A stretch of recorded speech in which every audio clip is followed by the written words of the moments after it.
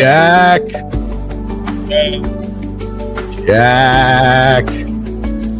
Are we sounding? How's the gain? How's the gain? Can I get a gain check? For the love of fuck. For the love of fuck, can I get a gain check? What's up, Steak? Good morning. How we doing?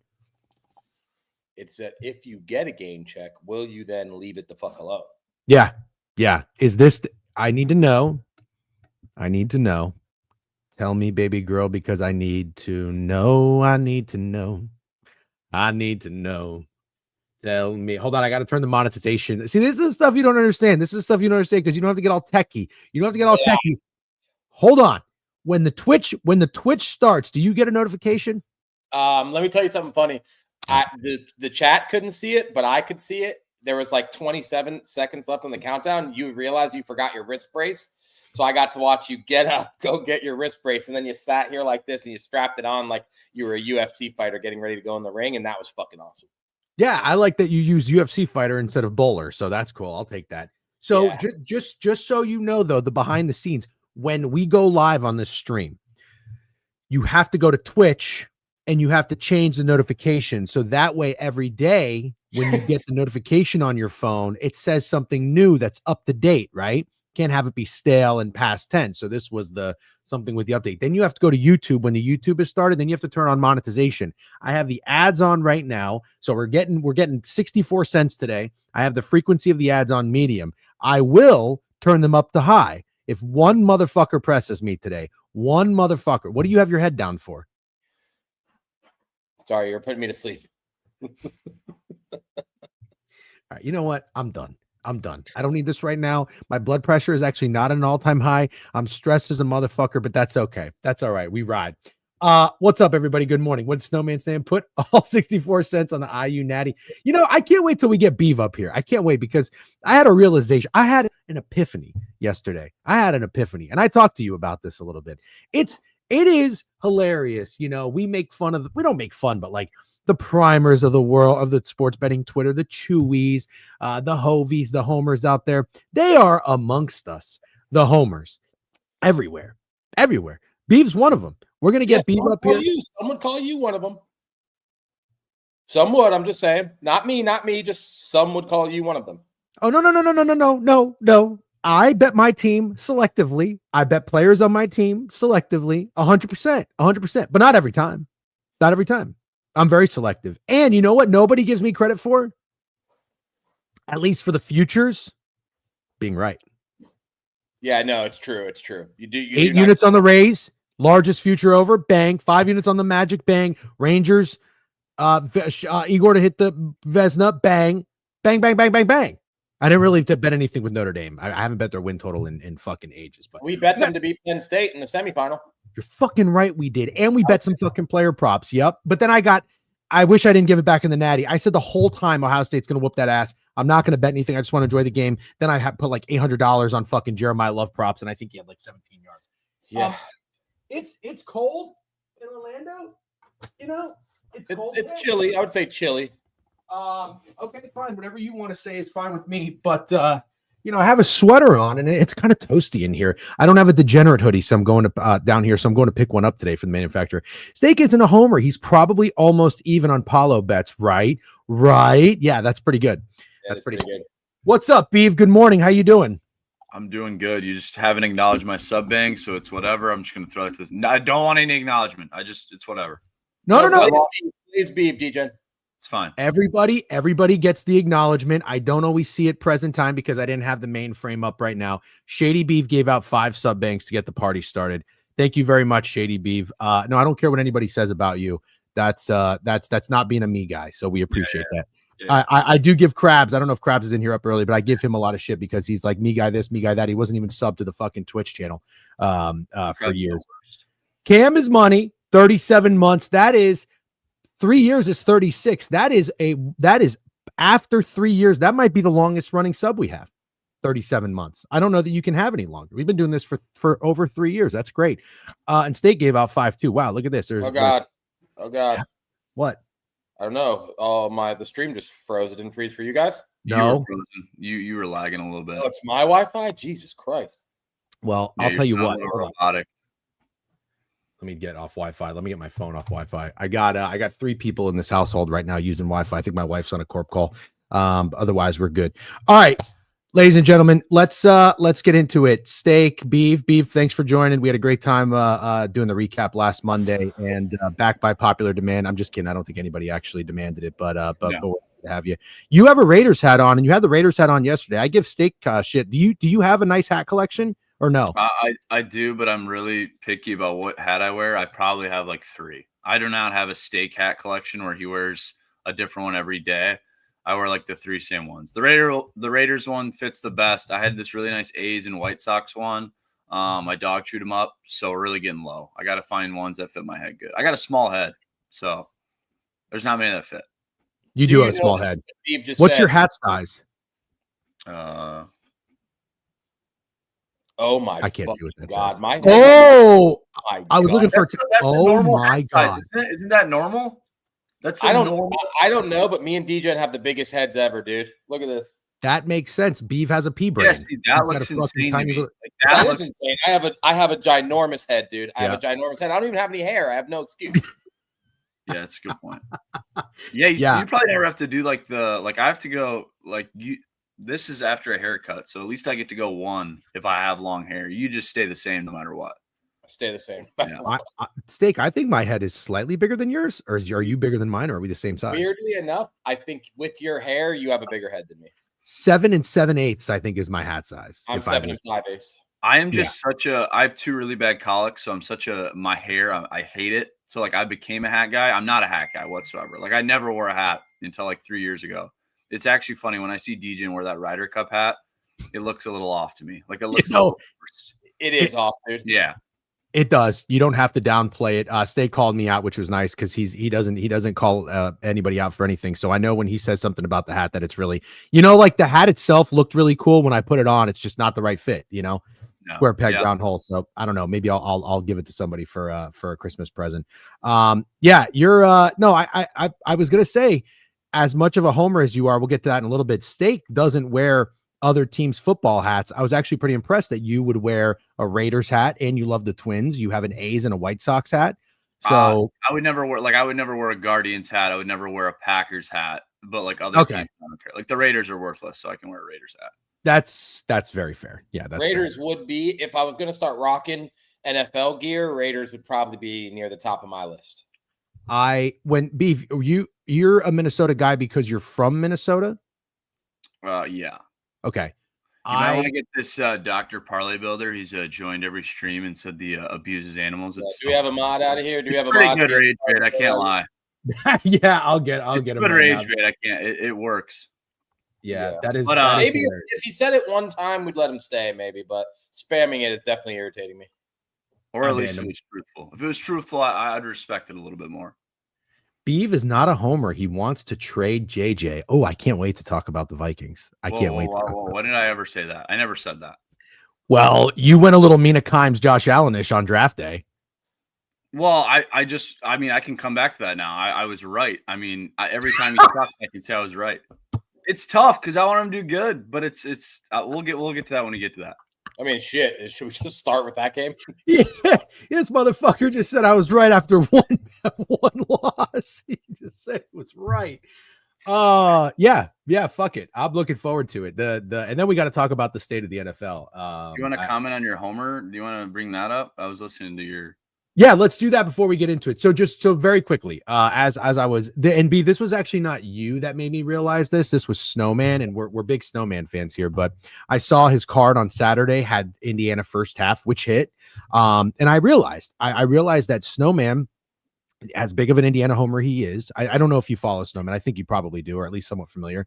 He's a big sports bettor. He bets on everything, but he's always betting on Indiana. He's an Indiana alum. He loves Indiana. When we talked about college basketball last year, he gave me a long shot in the Big Ten conference tournament, which was Indiana 50-1. I said, absolutely not. And that did not hit. But it made me realize you had the Vikings yesterday. You had the Vikings money line. You had Iowa. You're an Iowa fan. You always not an Iowa fan. We've been over this. You kind of like Iowa stuff. I have a small liking. They gave me season tickets for 2 years for free. My company did. So I went to Iowa games for 2 years for free. Okay, but before that, can I say what I want to say about Beeve in Iowa? What'd you say? I don't know. Is it? It's a little inappropriate, but I'm gonna say it anyways. All right. I feel like Beeve's relationship with Iowa is like that girl. Everyone's had this girl where like she's not that hot, and you've been hooking up with her. She wants a relationship, and you kind of hide her from your friends a little bit. Oh my God, That's I'm going back to this girl in college. I mean, you're spot on. Spot on. I know I am. That's your relationship with Iowa. Like you don't want to tell your friends that you kind of like Iowa, but deep down, dude, you kind of like Iowa. But I only like Iowa because I was there for 2 years and I was like, okay, these fans rock, the stadium rocks. Like, the team rocks. Everything dude. rocks. But before you got tickets there for 2 years, did you any affiliation with Iowa? Nothing. No. Okay, No. got it. I probably more lean to like dislike. I was an Ohio State fan. There's no like, I mean, Con Knippel. That's weird. Iowa State's your wife. Iowa State. I'm not gonna lie. To compare them, Iowa State kind of sucks. Wait, I'm sorry. I apologize. I meant Ohio State was your wife. Oh, okay. Ohio State's the wife. I thought you were trying to compare Iowa State and Iowa. I'm like, Iowa actually is so much better than Iowa State in all. No Con Knippel for me. Con Knippel steak. No Con Knippel. Beef Con Knippel. I mean, yes, but she's far away, so no. Okay, all right, that's fine. We're not going to say anything too appropriate. Partying. So okay, let's talk about the homerism real quick. So yeah, Snowman did say, God forbid I bet on Indiana, who's 22-2, ATS 16-7, whatever. Yes, absolutely.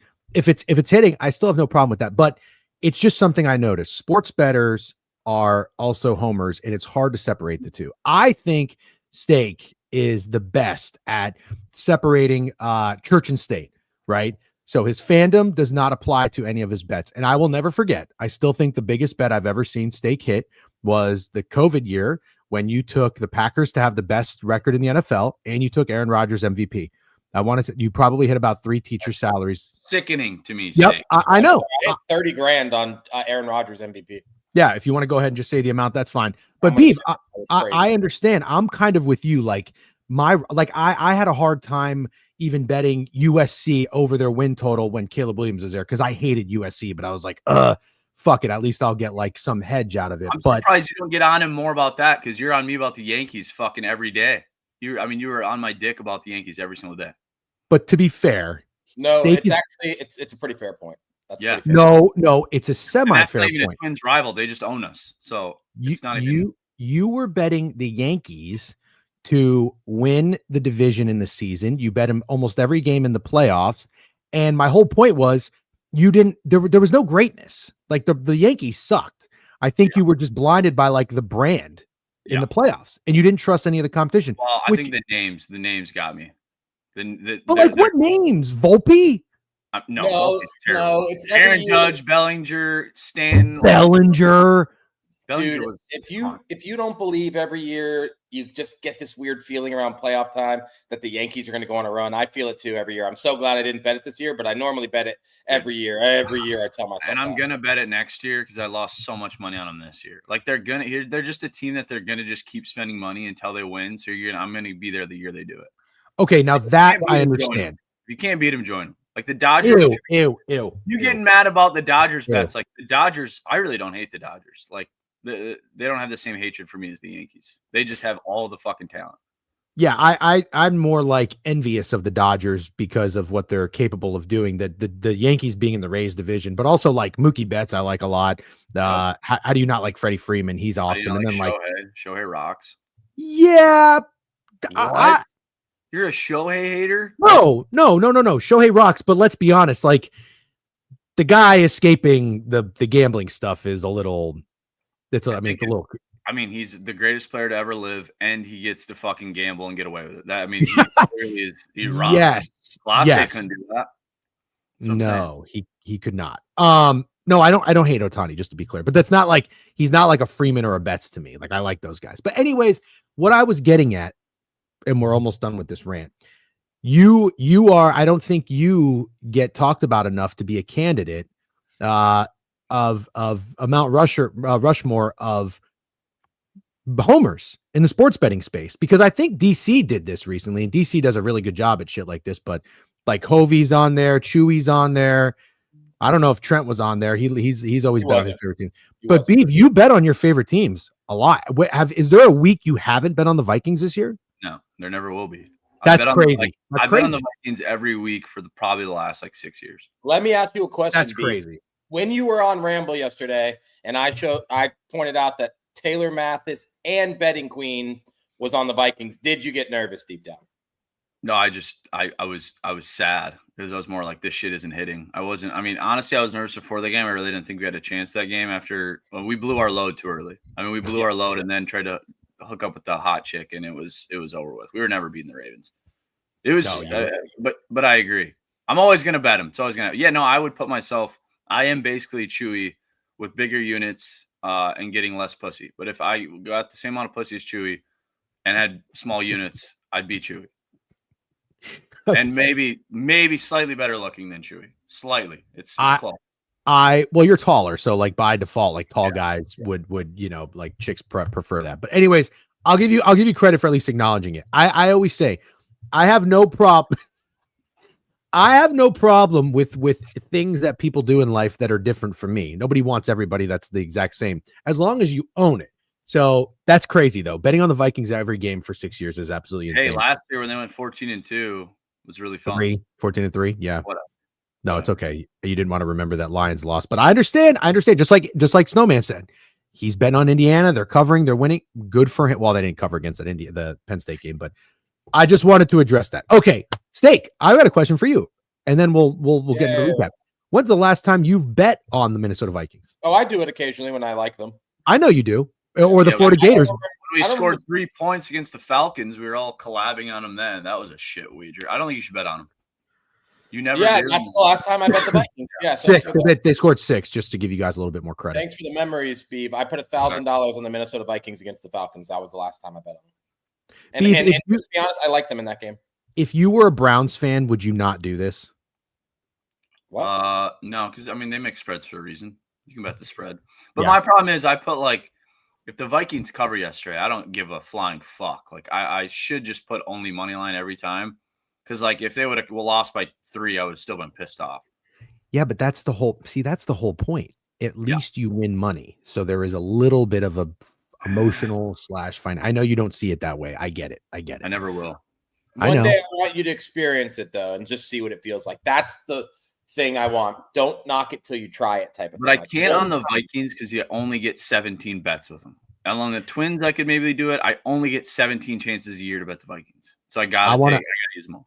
That's crazy. I want to give you just one story of my life and just see if this resonates with you. And if it doesn't, that's fine. I went to a Notre Dame game every year, once a year as a kid.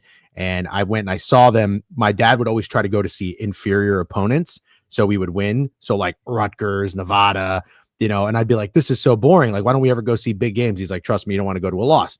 Well, I went one year and we played Georgia Tech and they lost 33-0. And it was absolutely terrible. And one year we went when we played USF. USF was like 10, 12, 14 point dogs. Like they were kind of good. They weren't pathetic. And this was a lot of money for me at the time. Not that it's an insignificant amount, but I put $200. I was betting $25. It was the minimum bet with our bookie at the time. Steak and I had him $200 on USF. Okay. There was a lightning delay. We had to leave, go to the basketball gym for 2 hours, go back into the stadium, and USF won the game outright. It was the most miserable experience I've had as a fan watching a team. But at the end of the day, when I went to the airport the next day, I was like, well, at least I have $200 that paid for, my tickets or whatever. Does that at all sound appealing to you? Yeah, that would be fun, but I just know it wouldn't happen. Like the Vikings would win, and then I'd be like, oh, and I fucking lost money. So like it would just come back to okay. I'd rather just be all in or all out. Also, do you not miss question for you, Stick? Obviously, you're a huge bettor. DJ, and you're $100 bettor too.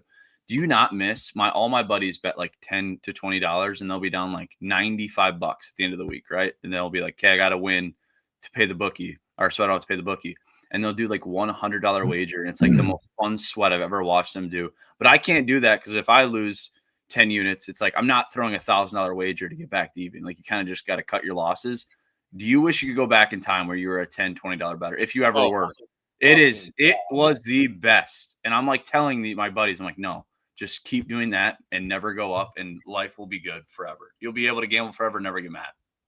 I genuinely hope they listen to you, and I'm not trying to sound any type of way, but I would literally kill to go back to being able to feel like I can't feel something if I bet $100. I'm starting to get back into it where it's helping. Like I need it. Like the $100 units are still giving me a sweat. Which is good. I need to get back because that's a normal what I should be betting. Yes. 100%. That's Yes. People should be betting like your friends. I have a very good quote from this, from a mutual friend of Steak and I's. He makes a lot of money and he bets a lot of money. He probably is the biggest bettor that I know.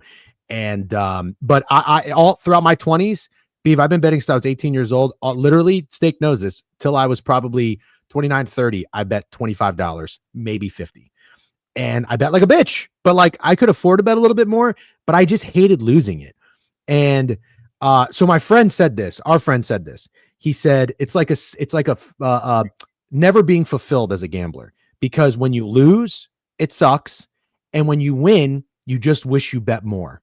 Yeah. And that's the problem. Mentally, you have to get over that, because when you keep betting more, because it's like, oh man, that felt great. I won $2,000, but fuck, I wish I won 5. You do that and then you lose. What I try to tell people is, before you make a big wager, imagine you're going to lose that money. If that level of suck doesn't sit well with you, don't do it. You can't do it. So that's why it's nice. I get what you're saying. Those losses, you don't feel them. Now, you don't necessarily feel the wins, but the loss is not hurting you as much, is a nice feeling. Yeah. I mean, like, what was I going to say? Watching them sweat, like that one guy said, watching your buddies sweat like a $10 bet, like you'd be sweating a $200 bet or $1,000 bet, is like the greatest thing ever. It's like, fuck, why can't I have that? And then what was I just going to say? I had something good to say when you were rambling. What were you just talking about? We were talking about like never being fulfilled, because when you lose, when you win, you wish you bet more. When you lose, obviously it sucks. Let's come back to it because I got nothing. Okay. All right. I'll say this, and this is I don't want this to sound like an AA meeting, but the other reason it sucks is, like, for example, last night I have $1,000 on the fucking under, right? I'm putting $1,000 on a football game, and then my wife is like, "Can I get this vacuum?" And it's like $200, and you're like, "How the fuck can I say no?" Yeah, she can't. I have no concept. I have $1,000 on this fucking game. How am I telling my wife she can't get a $200 vacuum? The worst is when your wife or your significant other compares like what you lost in betting to something in real life. It should be like, I lost like, $1,500. I lost $1,500 that one weekend, and she'd be like, "Oh, that could have been a round trip flight to Paris or something." And I'm like, that is the worst. And when you think about booking a trip flight to Paris, it's like, oh, the cost of a flight, but it's like, I just lost that on Saturday and Sunday. So anyways, I got one quick story. Yeah, go ahead. On the wife. So I just started dating my now wife at the time. I was living in Des Moines, working for Betfred. And I was also, I had a buddy who was a backer, and he was like, "Hey, do you want to be a bookie or go 50-50 with me?" I was like, "Yep, I'll do it." So I did it while I was in Des Moines, making stupid money. I mean, good money from them, like $80K, nothing amazing. But then being a bookie, I was probably making like $100. So I was living life, whatever, living in downtown Des Moines, which to me was like the big city, doing whatever the fuck I wanted. It was the best. And then you finally have, I had this bettor that was bet big. His bets were $2,000 a bet. And I was like, fuck, can we take this? First 2 weeks, he loses like 10K. I'm like, okay, this is great. He was up this one week going into Saturday. He just went nuclear. $24,000 he was up. And I was shitting bricks the whole time. Like, oh my God, I got to pay $24,000 to this guy. And my now wife is like, I think you need to take me out for an expensive dinner. And we're sitting there Sunday night, and it was Rams and someone, and he nukes the fucking Rams for like, I think it was like another 10K. And I'm sitting there like, holy fuck, sweating this Rams game. And I'm just like refreshing the score. And the fucking bill comes, and it's like another $400. And I'm just like, hands in. And she's like, "What is wrong with you?" And I was just like, I don't know how to tell you that. I got to pay like $30,000 like tomorrow morning. I'm like, I don't know. She's like, "What are you talking about?" I was like, yeah, it's the worst. This sounds like a little. Again, he's a gambler. Of course, it always comes back. Everyone loses that money. So, do you know when I say Beav should be degenerate and degenerate shouldn't? That story. Yeah. Yes. I'm talking about. I do not push back on that. By the way, I do not push back on that. People say that. It's like, you're not even really degenerate. I'm not trying to tell you that I am or am not. I don't want to be the degenerate anymore. I don't want the fucking name. That's fine. That's fine. Yeah. We need to. Beav might have some good ideas for a name change too. He's a good guy to bounce opinions off. All right. This has been Shady Degenerates. A good time. Yeah. Book a Chew. Steak, do you just want to tell Chew how your wife's doing before you ask? She's doing wonderful too. She isn't listening right now, and that's good. Yeah. All right, guys, let's get into it. Thanks for hanging out. Beef again. Thanks for joining, Steak. Thanks for always being here. And maybe you can pull up a screen or two for stats references. You want us to talk about the London game first? Or you want to talk about the Vikings game first? Should we just talk about the Vikings? Might as well. Let's get the Vikings over with because I know you're going to piss me off. All right. No, I'm not going to try to piss you off. I don't kick people when they're down. Okay. I don't kick people when they're down, but I want to just make something very clear. You forced me into this position. You said, pick a side, stay there, pick a side when it comes to JJ McCarthy. I did say that for sure. And I stand by that. I got off the JJ McCarthy hate train. Beeve, you remember that video just to make sure that you get this. Okay. And I said, I hate Caleb Williams. Like, I think Caleb Williams sucks. I still think JJ McCarthy has potential to be a good quarterback in 2 to 3 years. Right now, not the guy. And all I really was doing was getting fired up to fade all the people that were like, oh, the Vikings are Super Bowl contenders because all they need is average quarterback play. It's like, you're asking a lot from a guy like JJ McCarthy. He's just not ready. Now, I watched some football yesterday. Granted, it was mostly red zone. And I saw some of this game. And Steak, when we sweat for that first half of yesterday, do you remember I took the Ravens live for $75, whopping $75. I knew the Ravens were going to win that football game. I wasn't comfortable with them covering necessarily, but I'll tell you what, I still never sat back and cashed that ticket because even though JJ didn't play great, he still made a couple big plays. Do you remember even that last drive where he like avoided a sack and ran for like 30 yards? The guy has gamer in him. I like that. But talent-wise, he's just not there yet. 20 of 42, 248, 1 touchdown, 2 interceptions. He had an 18 QBR. Now, you know we're QBR guys now. That's not very good. But Lamar Jackson didn't play all that great. 17 to 29, 176 yards. I was terrible read with his passing yards. Kudos to the Vikings defense for hanging around. JJ did have 5 carries for 48 yards. I'm not going to shit on you at all. But here's one problem. How does Justin Jefferson get 12 targets and only 4 catches?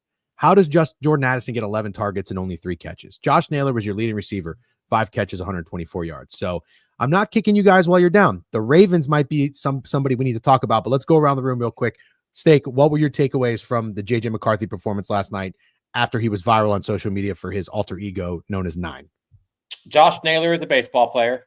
Jalen Naylor is the wide receiver for the Minnesota Vikings. These will be the only stats I'm sharing, and then I'll kick it off to Beeve. I have nothing else to say.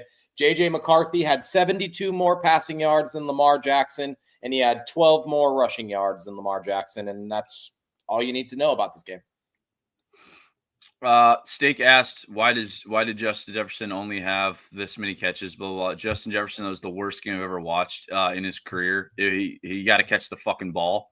The one in the end zone, I don't know if you remember, that was a touchdown all day, hit him right in the hands. He dropped. So he was bad. Kevin O'Connell, again, was back to his dog shit ways after a great game against the Vikings. He was terrible. He's been terrible all year. Yeah, we fucked up. Sam Darnold rocks. He's the best. JJ, again, I will come back to it. JJ's 21 years old. I didn't think this was going to be the greatest quarterback of all time. But I will say the 9 stuff was really cool when we won. It's really cringy when we lose. It's really stupid when we lose.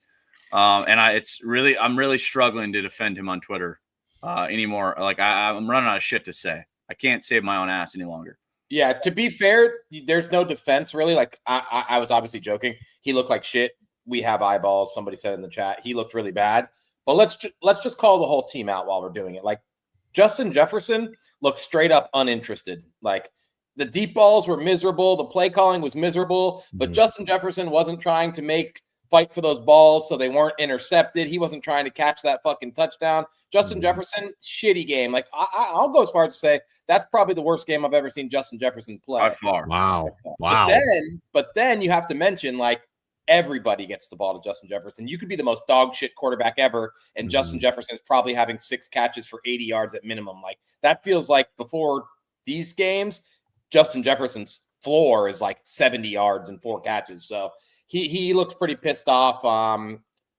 Kevin O'Connell, I feel like he's like freaking out, like, oh God, we got to throw the ball downfield more. Like we got to get more yards. And you could just see like those deep balls were not even fucking close. I would love to know what we were averaging per run, because I'm not going to lie. I felt like Aaron Jones was getting 6 yards a carry and Jordan Mason were on his carry. Like nobody loves the fucking go ball. on 3rd and 1 like Kevin O'Connell. Nobody loves a go ball, and no one loves to throw an absolute duck than JJ McCarthy on a go ball. Like, I don't know why we're throwing these. I don't know why JJ is choosing to throw them. I don't know why we're calling these play calls. And then everyone comments like, you can throw a go ball on 3rd and 1 because then you can run it on 4th and 1.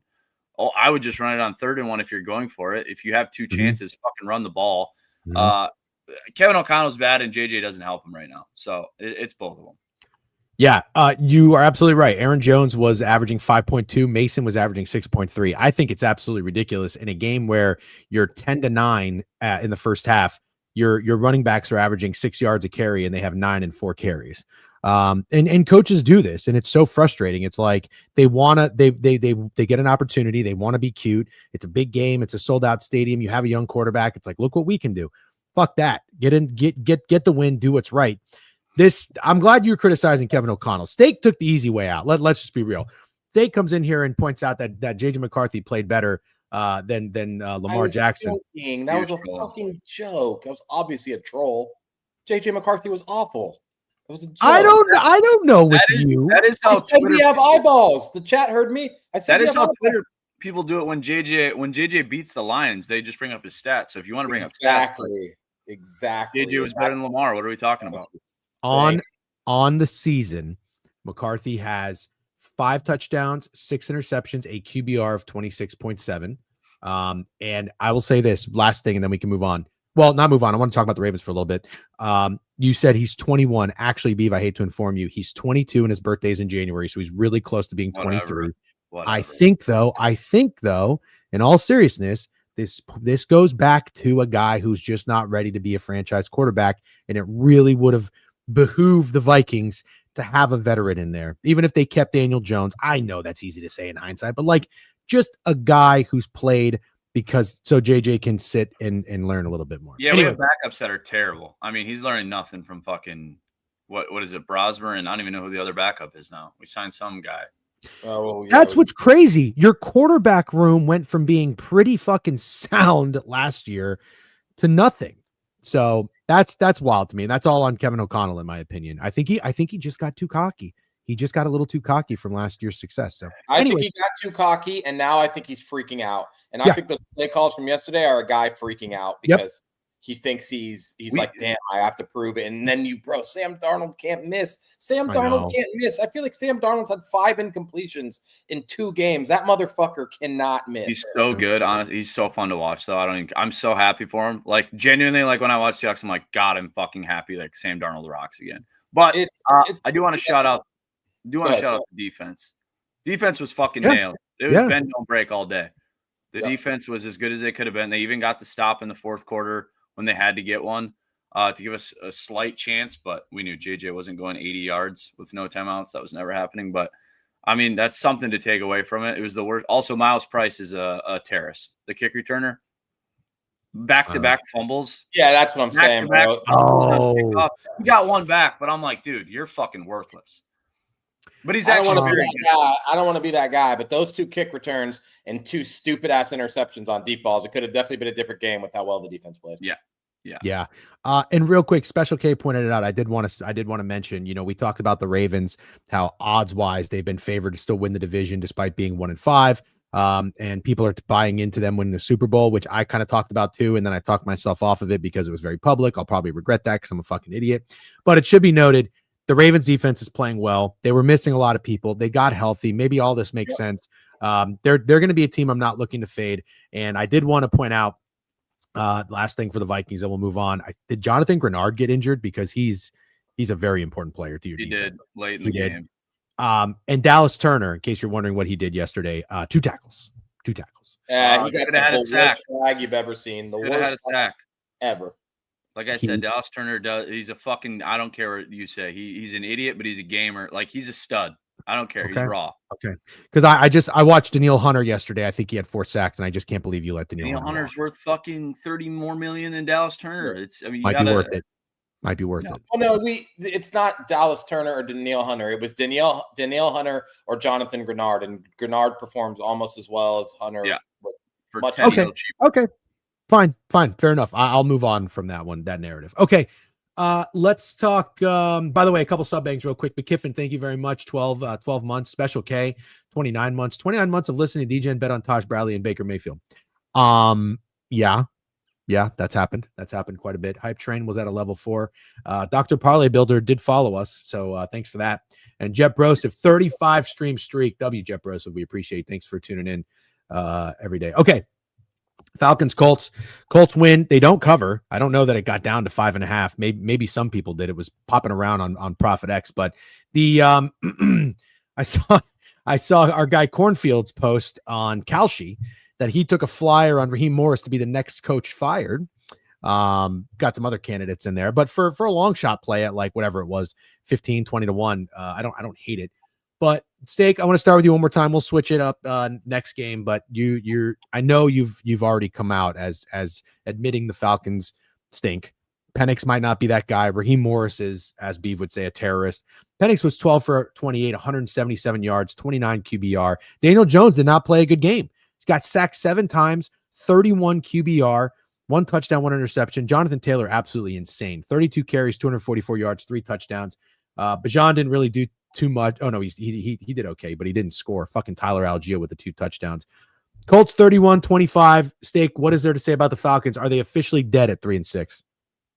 Oh yeah, fuck yeah, they're dead. They're dead.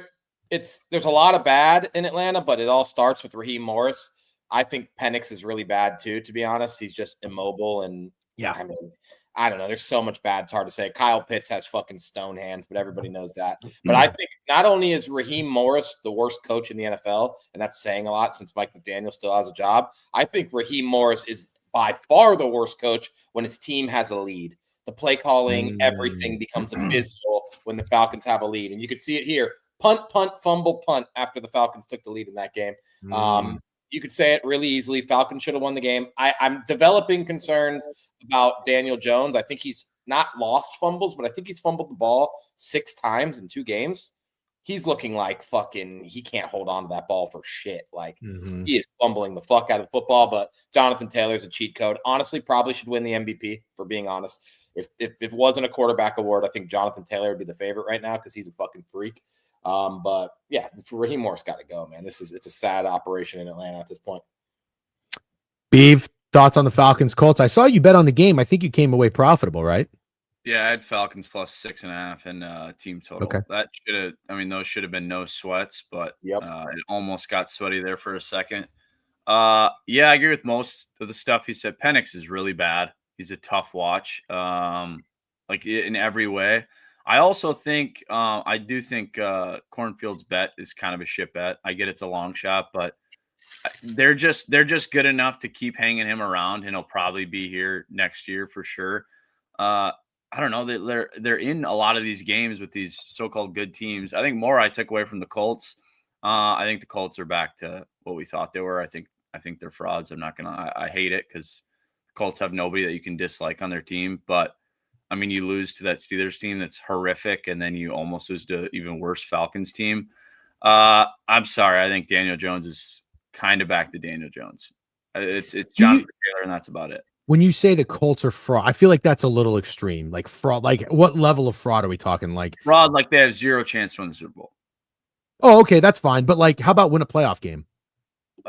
Depends on who they play. They could win a playoff game. So fraud as in a contender, but not like a fraud as in they're not a good team. Yeah, they're a good team. They're not a top 6. I was going to say 6, 7, but not a top 6 or 7. God. Yeah.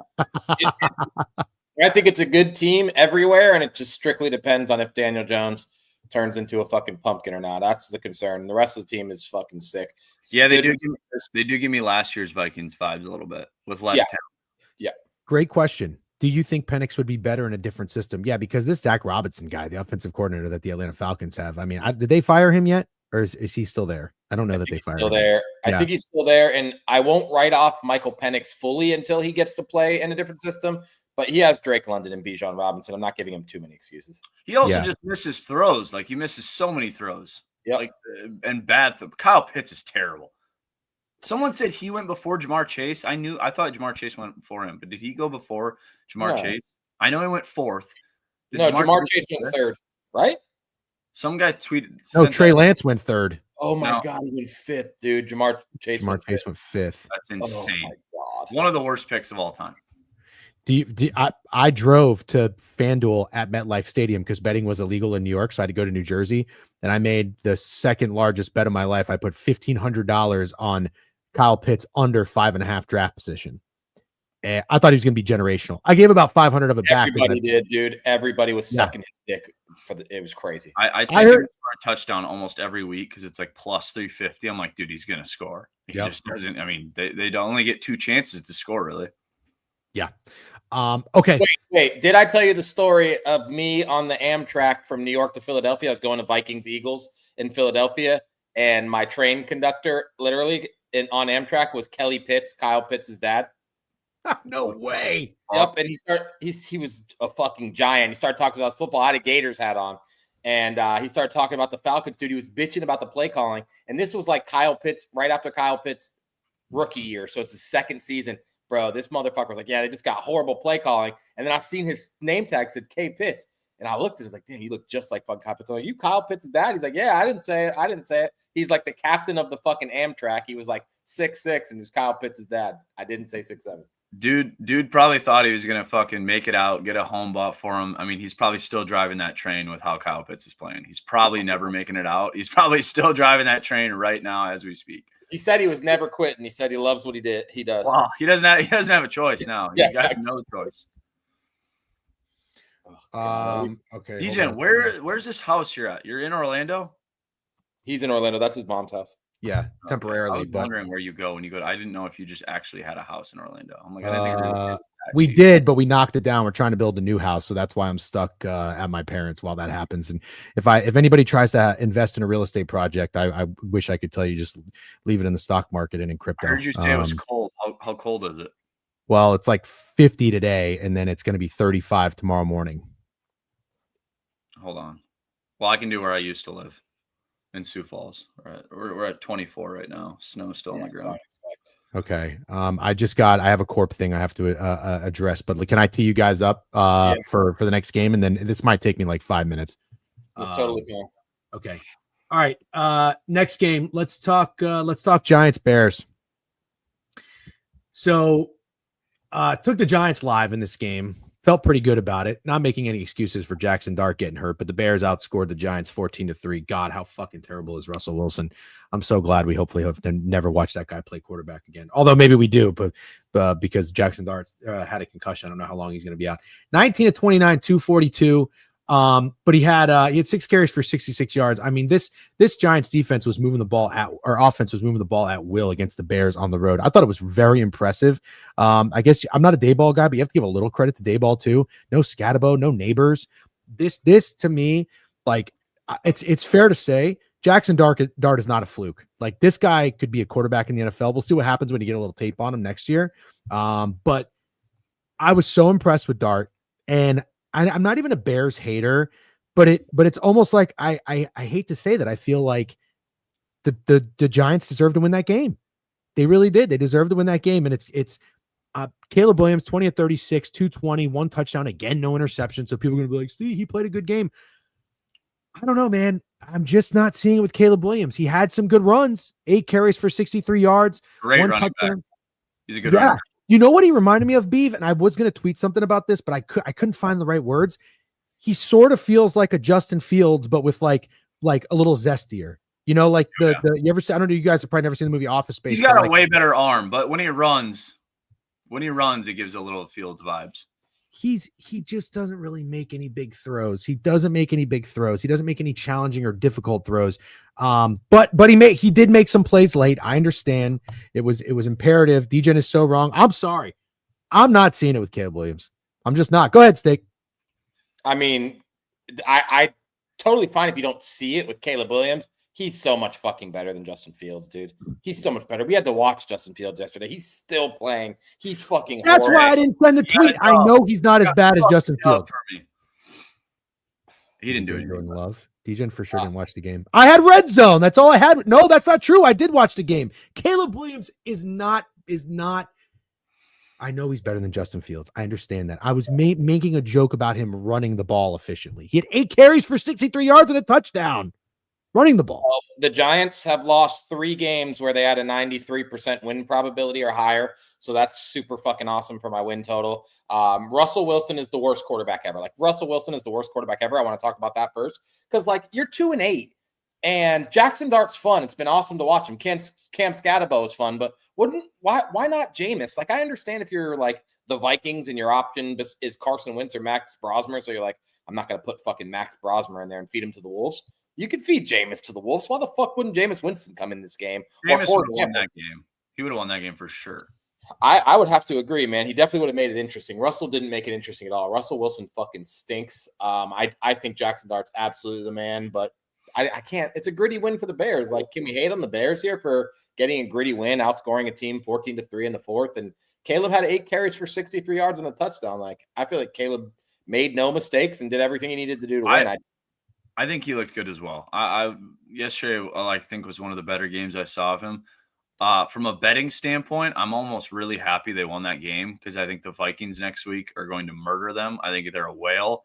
The Bears have still not beat anybody good. There's so many Bears fans in my DMs and mentions, like, you're next. JJ McCarthy still beat your ass with only playing good 1 quarter, and we're back at home. So I think it's Vikings by murder. If Jackson Dart doesn't get hurt, they don't win that game. The Bears are not good. They've never beat anybody good in the league. Caleb Williams is not that bad. The team itself is shit. The defense is not good. Jackson Dart tore you apart. Yeah, we're going to kill him next week. I'm not worried about them. Sending you a your next message when you won a game against the New York Giants at home because you needed a 14-3 comeback because Mr. Unlimited had to come into the game because Jackson Dart was beating your fucking ass is absolutely crazy to say. That was the Bears Super Bowl. If you're on Twitter, on Bears Twitter, that was the Bear. Like, they were like 6-3 to them is like, holy shit, we won it all. And you're not making the playoffs still. If you were a Bears fan and you were happy, okay, I understand. You have every right to be happy. Winning in the NFL is great. Being 6-3 is awesome. But if you came out of that game feeling cocky, I got news for you. Vikings are laying 3.5 right now. I think you guys are being way too nice, and I just got to push back one more time. I understand. I did watch some of this game. Yes, I did see Zacchaeus drop a fucking 4-yard pass. Oh no, that would have been great on Caleb Williams' stat sheet if he gotten that. Yes, there were a couple drops in this game. You guys are saying the Bears are ass. Caleb Williams is not the problem. Hold on a second. We're talking about a guy that has Roma Dunze, DJ Moore, fucking Burden, Loveland, Zacchaeus, Swift. Now Monungai looks good in a decent offensive line. Guys, you're just naming. Hold the fucking phone, bro. I'm just naming guys.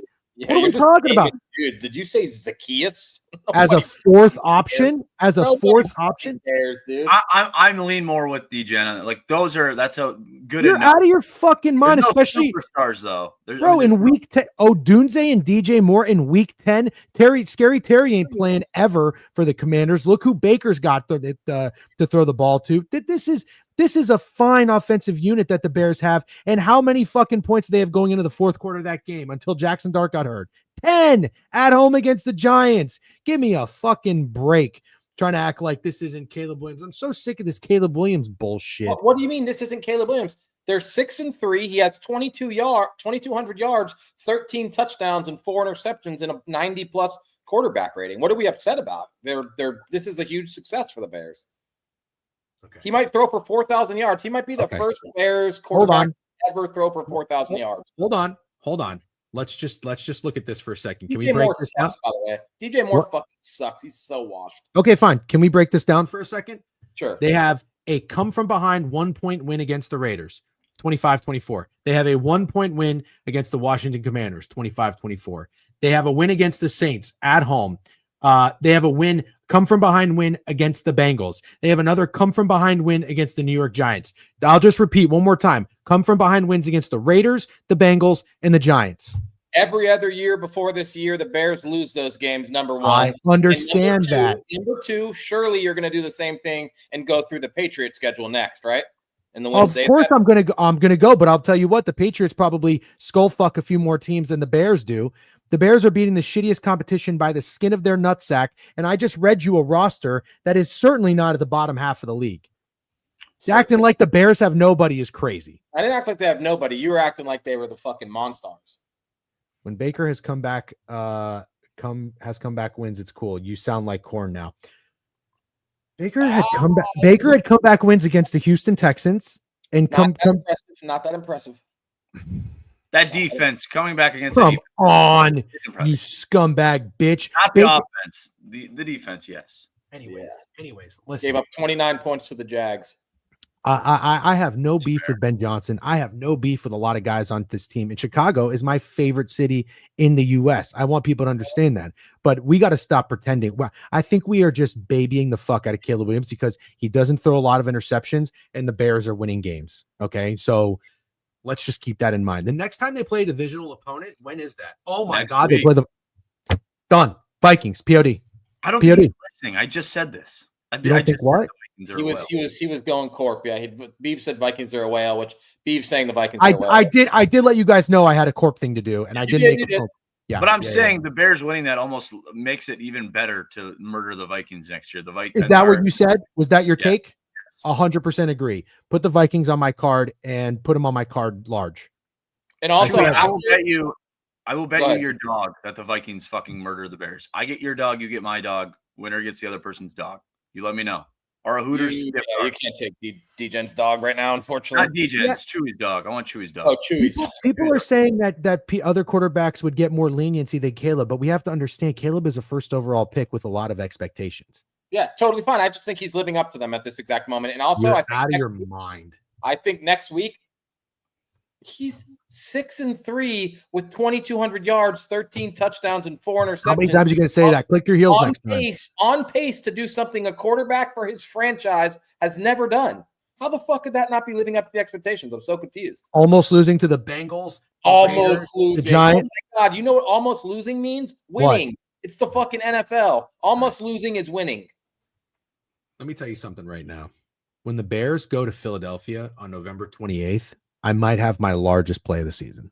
Okay, cool. Well, let's talk about the Vikings first. They just shut down Jared Goff and Lamar Jackson, to be fair. Like, Lamar Jackson didn't do really dick yesterday. So This is a great test for Caleb Williams. So you don't have to talk about the Eagles yet, because if Caleb Williams can go into Minnesota and look good, I think that's a great test.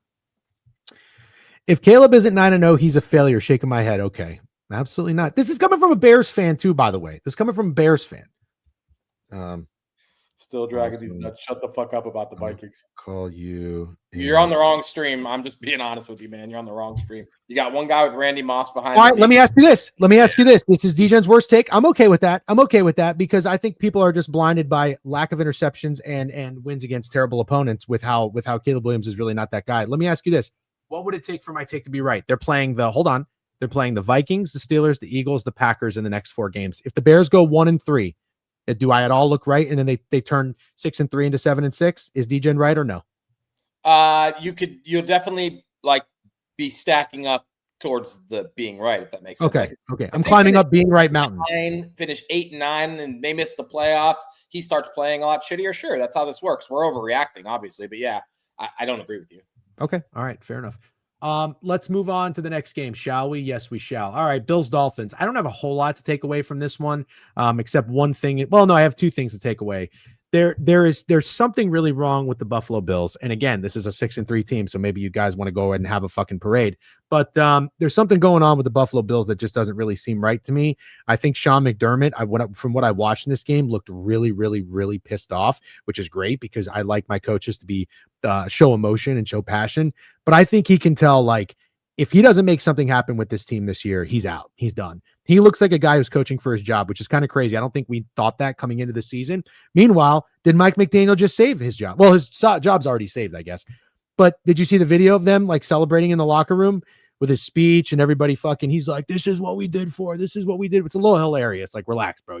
What are they, 3-7? Did you see he went to the Bills bar in Miami and trolled them? McDaniel did? Yeah. Okay. No, I did not see that. But here's my question. I'm going to hand it off. That's hilarious. Is there any sort of Miami Dolphins resurgence riding this win? Or was this just more about Buffalo not being able to play very well in Miami? Beef, let's start with you. We'll switch it up. Wait, what's the question you're asking? The question is, what's the take? Are we taking anything positive away from Miami? Or was this more about the Bills just not being, they went on the road against Atlanta and lost 21. That could have been Centel Cam's money, by the way. I could have got fake banged. I saw it on Facebook. It fucking looked so real, but maybe he did not go to the Bills bar and troll. So I'm sorry. No, I think the Dolphins are just playing with nothing to lose. I mean, what do they got to play for? Do I think they're going to be anything? No. I kind of think the Bills' window is closing, though. I think it's closing real quick, which is wild to say with Josh Allen.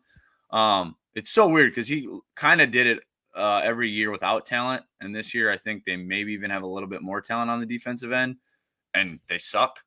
I think it's closing. I think it's starting to be Drake May's conference or division from here on out. It's sad to see. I love Josh Allen, but I don't know. They've looked kind of shitty all year. They just haven't won the games they usually win. This was the game that they usually win by 30. So I don't know.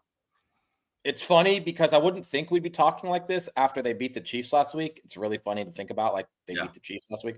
But something does look very off with Josh Allen. Even that fumble. Did you see the tush push that ended up going for like 30 yards and then he fumbled it? It's just some shit that you just never see Josh Allen do. I feel like he's doing this year. But for the Dolphins, I just want to mention something hilarious. Like, there's no chance they make the playoffs. I'm fully aware. But this is the rest of the Dolphins schedule. Commanders, Saints, Jets, Steelers, Bengals, Bucks, Patriots. Like, it's going to be hilarious. They could go is that 7 games? Yeah. They could go 5-2. Yeah, exactly. And then they would be 8-9, which would just be fucking hilarious for a team that looked like they were competing for the number 1 pick. I know they're not going to. Obviously, they'll probably lose to the Saints or the Jets for no reason. But it is funny to think about Mike McDaniel saving his job because that would be, for me, the most hilarious outcome of this season. For the Bills, I think I feel like the Bills kind of been playing with fire all these years. Like, you're not adding studs on defense. You're not getting a number 1 receiver. You thought Amari Cooper was going to fill some kind of void. And now it's all kind of like coming back to haunt you because you need number 1 receivers for your star. They're kind of cheap. They're kind of cheap on offense. Yeah. They really don't give Josh Allen shit to work with. They almost didn't pay James Cook. Yeah, That's which is a really good point. Wild. Okay, let's move on. Next game, Browns Jets. Funny that I have a client who told me that they were going to this game, and I thought they were kidding. It's like the first Jets game he's been to in years. And I'm like, that is hilarious. So, but what a game to go to. That was the point of me telling you that. 27-20, probably one of the more fun Jets games. And I said this, and Steak and Greg are telling me I'm an idiot and I'm just whining and bitching. I think the Jets under 4.5 win total might be dead after that come from behind win against the Bengals. You're a complete idiot. I'm really hoping it's just the Browns. Now, cover your ears, Barty Bart. The Cleveland Browns are 0-5 away from home. They are home merchants, and I can't take credit for that take. People in the chat told me that a week or two ago when I made the Browns my best bet against the Patriots. You guys are absolutely right. This was absolutely pathetic. But I want to give, I guess I got to give the Browns some credit. The Jets had 169 total yards of offense and 12 first downs. They lost this game because of a kickoff return and a punt return for touchdowns. Mm-hmm. I don't even know who to point the finger to. What do you even say about this game? Because the Jets had no business winning, and I don't even know. Who do you blame? Do you blame the coach? You can't blame the defense in this one. You can't even blame Dillon Gabriel. They had 278 yards of offense. I mean, he sucks. Don't get me wrong, but I don't know what to say about this game. I really don't. Anybody have anything to say? If you have anything to say, just say it. I took the Jets for 2.5 units. I was very happy with this game. That's I really didn't see the offense on the field once. I saw the 2 returns, and then they all of a sudden had 27 points, or whatever it was, and I was happy. This was on my 4th TV. I was not really watching much of this game. It was they're 2 Justin Fields is so bad with throwing the ball. He's so bad. Dillon Gabriel is the worst. I think you're fine on your Jets. That was honestly a scheduled win. Some teams have scheduled losses. That was a scheduled Jets win after getting rid of anyone who had talent. But no, you're fine on the under 4.5. Okay, thank you. Steak, any takeaways? The only takeaway is, like, I understand if you look at the stat sheet and you say 17 for 32 and 167 yards and 2 touchdowns isn't the worst for Dillon Gabriel, but I have eyeballs and Dillon Gabriel is the worst. And that's Dillon Gabriel's ceiling right there. Dillon Gabriel's ceiling is 17 of 32, 167 and no turnovers. He fucking stinks. I think Dillon Gabriel stinks. And I'm just wondering what the plan is for the Browns. I assume that Shedeur Sanders must be horrible. Like, in practice, Shedeur Sanders really must be awful. They're racist. They're racist, Steak. Come on. Yeah. Or Yeah, the that. team that drafted him is racist. Yeah. Yeah, I don't think there's a single white dude on this offense. Speaking of, I don't think there's one white guy on the whole Browns offense. I do have one thing while you're talking about Dylan Gabriel. Can we talk about how much short quarter? Like if I was a GM, I would draft a 6'6" guy with no talent every time. Short quarterbacks are so fucking hard to watch. Tua, Gabriel, even JJ yesterday. How many fucking balls got tipped? And I don't Batted think down, I know. Dude, it's so annoying to watch. It's the JJ's worst. not short. What is he, 6'2"? That's not that Yeah. tall. He kind of looks short to me. Yeah. Oh, I think he's a short 6'2". You don't think JJ McCarthy looks short in the pocket? I do not. Nope. I do. Not at all. I do. Also, I would push back on that, Beef, because I used to think that way until the Bucks drafted Mike Glennon. Do you remember Mike Glennon? Mike Glennon had like a 7-inch neck. Yeah, It was all neck. yeah, he was like 6'6". And who was that other guy that the Brock Osweiler was 6'7"? He was bad. Yeah, it's hard, man. But I get it though. Watching bad short quarterbacks, and this Like pains watching me as Josh Allen, I'm like, God, man, our Drake May, like, why can't we have guys like that? Like just big dudes that just fucking sling it. Like I'd rather have that than just a short little dick quarterback. I'm telling you, you know how Russell Wilson made it cool to draft short quarterbacks? I think you mentioned that last stream, Beeve. Like Russell Wilson made it to where everybody started to believe that short quarterbacks could be successful. Drake May is about to be the resurgence of the tall quarterback. Yeah. Like look at the draft class next year. I don't know, but whoever's 6'6" is going to go way fucking higher than he should because of what Drake May did. Did you see that ball he threw to basically ice the game? That was one of the fucking best balls I've ever seen. Like the tightest spiral I've ever seen. Who was it, DJ? That deep ball? Oh, was it to Diggs? I don't think it was to Diggs. I think it was Not to the Diggs. touchdown to Could Kyle have been Williams. to Booty or no, I think it was Douglas. But anyway, Matt Collins? Oh, Matt Collins. Yeah, that's the one he's talking about. Yeah, That was insane. Yeah, he's a good watch. All right, you want to talk about this game? Let's talk about this game. Patriots 28, Bucks 23. I understand people keep saying, "Oh, are we going to talk about Baker? Are we going to talk about Baker?" Listen, I'll tell you right now, Baker didn't look good. Unfortunately, we were trying to stream it. The game was not on my local television. I have no idea why they put the Jags on instead, for whatever fucking stupid reason. Maybe because that was a divisional game. I have no idea. But I try to get my eyes on as much as possible. And anytime I did, Baker did not look good. 28 of 43, 273. Now he had 3 touchdowns and 0 interceptions. So if Caleb Williams does that, what more do you want from him? But listen, he didn't look great. The Bucks are doing this thing that they continue to do where they kind of get themselves in holes. The issue with this game was about the defense, though. They let Travion Henderson, I believe, have a 80-yard touchdown run? 69. And then they also let Kyle Williams, this guy, Kyle fucking Williams, have a 72-yard touchdown catch. They had 3 massive plays, the Patriots offense did. Now, kudos to them because they were awesome. Drake May was really good. He doesn't look really good on the stat sheet. 16 to 31, 270, 2 touchdowns, 1 interception. But Beef kind of said it. He makes big throws and big plays when they really, really need it. I felt like he kept extending drives, extending plays, and it was very frustrating. But the Bucks offense, definitely not what you want from them. However, now we talk about the Bears, or Steak says the Bears. I'm just naming guys. People are expecting Baker Mayfield to do everything. He doesn't have Chris Godwin. He doesn't have Mike Evans. He doesn't have half his offensive line. He doesn't have Bucky Irving. Bucky Irving is by far the biggest missing piece for this team. He really makes them go. Because I'm telling you, the drop off from Bucky Irving to Rashad White is a lot. I thought he wasn't supposed to be gone for very long. I feel like it's been like 4 weeks. Something's going on. I agree with you. You know that they just said he just ran for the first time last week. Just ran full Brutal. speed for the first time last week. Now, Sean Tucker had 9 carries for 53 yards, which is not bad. He's the guy with some pop. Rashad White, 10 carries, 38 yards. He has got nothing. But bro, this is who we're throwing to. Kate Otten and 9 catches for 82 yards. Egbuka obviously still had a great game, 6 catches, 115 yards. Tez Johnson, Sterling Shepard, Payne Durham, Cameron Johnson. Yeah, those are nobodies. Those are nobodies. Dude, were people saying Baker Mayfield looked bad yesterday? Yeah. Oh, Baker Mayfield didn't look bad yesterday. Oh, well, Beef said he's ass. I'm saying it because every fucking time I fade him, he wants to be the greatest player of all time. And then I make him my POD and he's fucking worthless and he can't do his little Baker magic.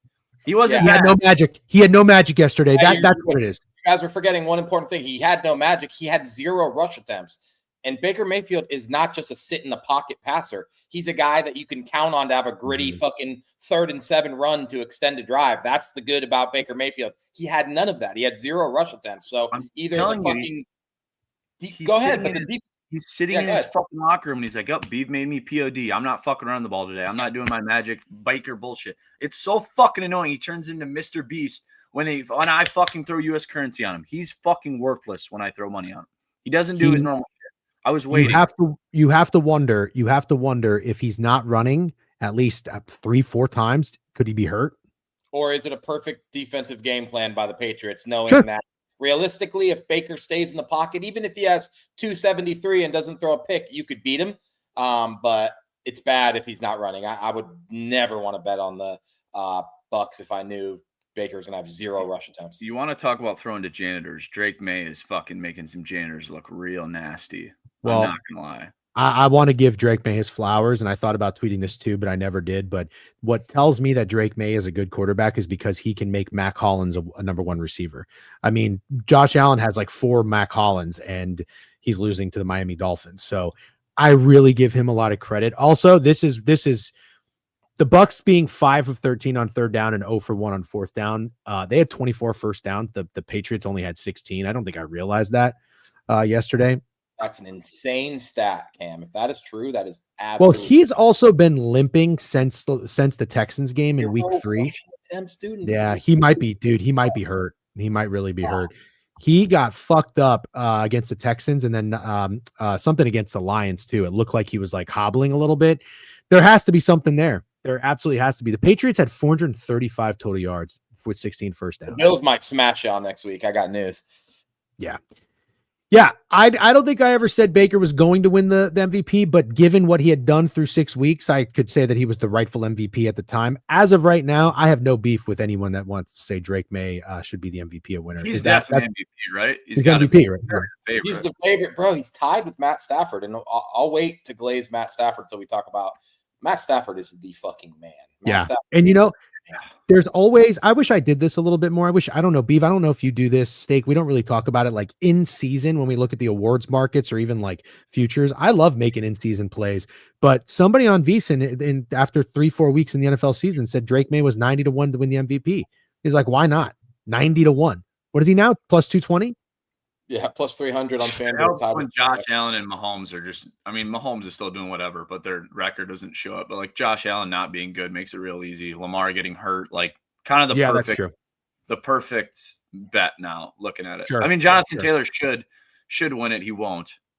Yeah. And also Sam Darnold can't not be mentioned. Why is he not? He's really not. Yeah. JSN Offensive Player of the Year, Jonathan Taylor MVP. That would be pretty cool. Jonathan Taylor is hands down the Offensive Player of the Year, but but I'm almost wondering if he deserves more because you can't win both, right? That's not possible. No, I don't. I think you can win both. He's plus 700 to win MVP and minus 350 to win. How about this? I don't think you should win both. There's 2 different awards for a reason. Yeah, he ain't winning the MVP. We all know that. But let's just be real for a second. If Daniel Jones continues to play poorly, but the Colts win, he'll have a case. Yeah, he's the most valuable player on that team. Oh, definitely, 100%. Yeah. So. All right, let's keep moving here. I think the last game of the 1 o'clock slate was the Saints and Panthers. All I told Steak the entire time we were sweating was the Saints were live dogs. I didn't profit or make a wager on it at all. But this is crazy. This is crazy from the Carolina Panthers. The Panthers were 5-4, like legit sniffing the division with what we've seen from the Bucks, and they get the Saints to come in. And they score 7 points in the first quarter and nothing the rest of the game. I don't know how that is possible. I can't wrap my head around how frustrating it would be to be a Panthers fan, which is just funny to say, to think about actual Panthers fans.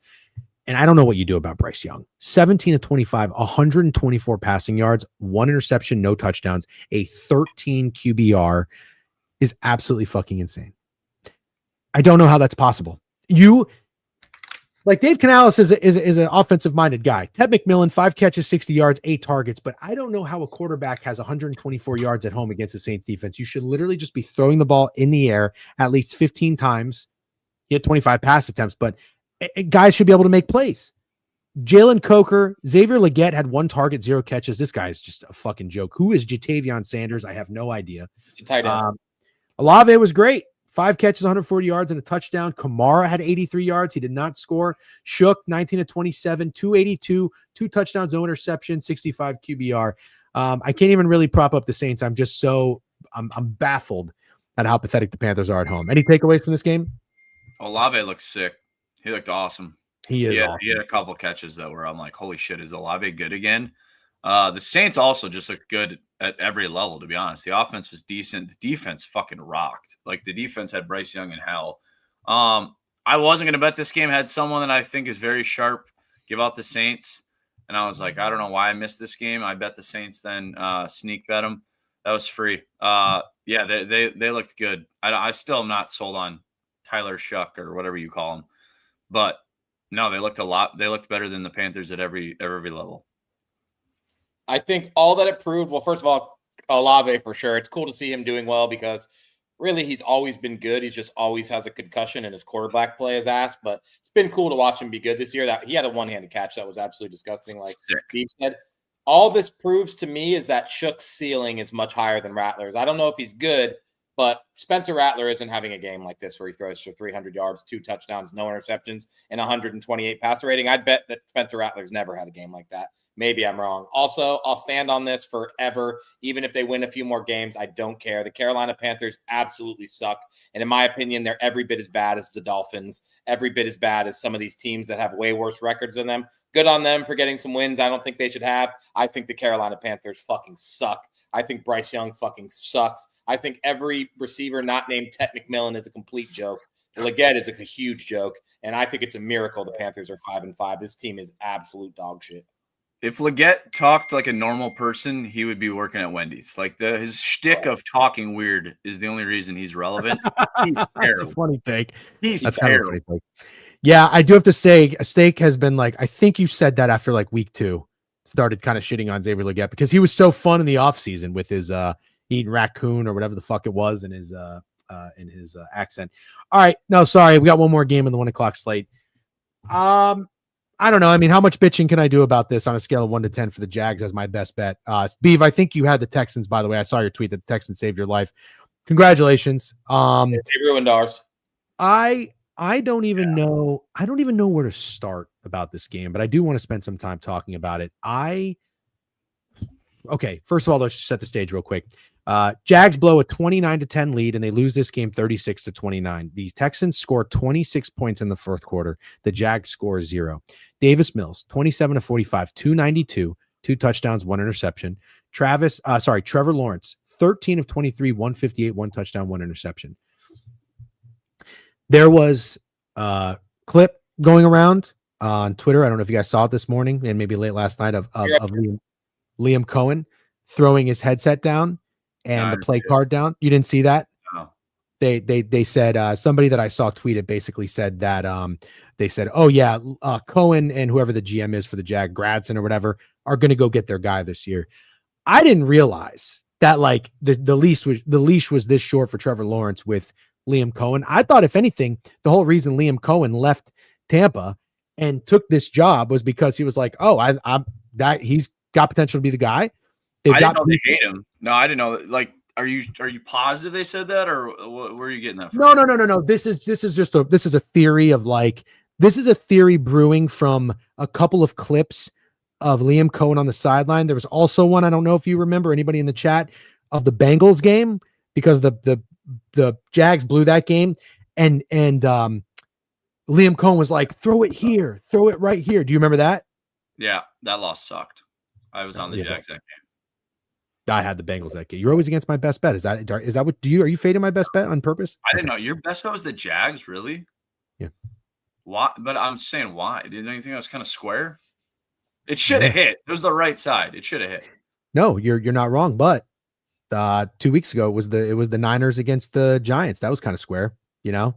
And I felt like when I'm trying to get contrarian, it's not really working. So I'm trying to get like football brain.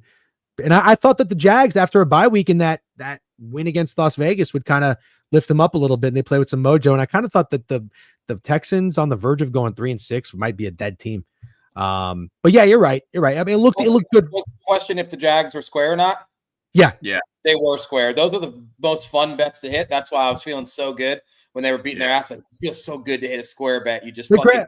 and dude, It's great. It was great. And I texted you guys, you can kind of feel it coming. Like, I think even when the Jags were up 20-3 and the Texans made it 20-10, there was kind of like this little fucking, there was just this little like mojo with Davis Mills that I did not like to see. And D'Amico Ryans was kind of coaching his ass off a little bit. And I was like, fuck, I got a weird feeling the Texans are going to come back and win this game. But anyways, I never saw it coming. I was already cashing my Jags bet. Not once did I think Davis Mills could do that ever. I literally thought there was 0% chance. Can I give a hand up as well? So when they went down 10-0, I had the Texans for 2.5 units. They went down 10-0 instantly. I said, well, this isn't going to last. I'll bet the Texans plus 7.5 for another 2 units. So I had 4.5 units on it, and I send it out, and like you could just tell. After that, it was the worst.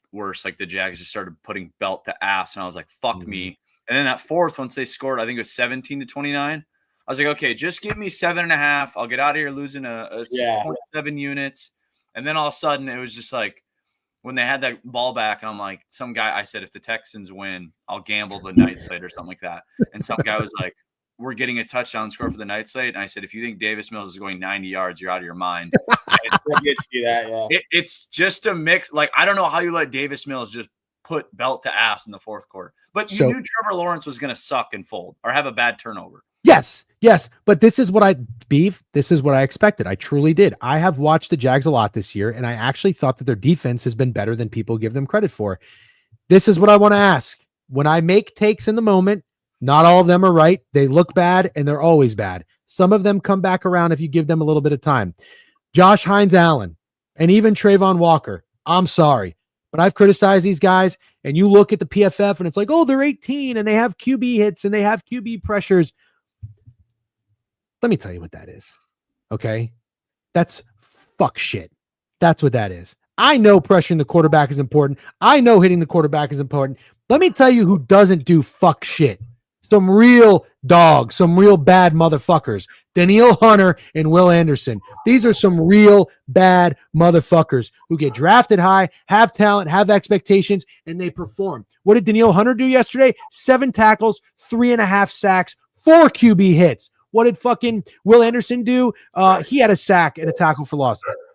All I want to do right now is I just want to tell you the Jaguars defense needed one stop. One guy needed to make one fucking play. And what happened? It's 3rd and goal. Beef probably remembers. Steak, I don't know if you were watching the game. 3rd and goal. There was like 2 false starts or a hold or some bullshit. And the fucking Davis Mills runs the ball in. Now, one player on this Jags team. Now, one of those 2 guys that got drafted high with high expectations could make a play. This defense has no dogs except Devin Lloyd. No dogs.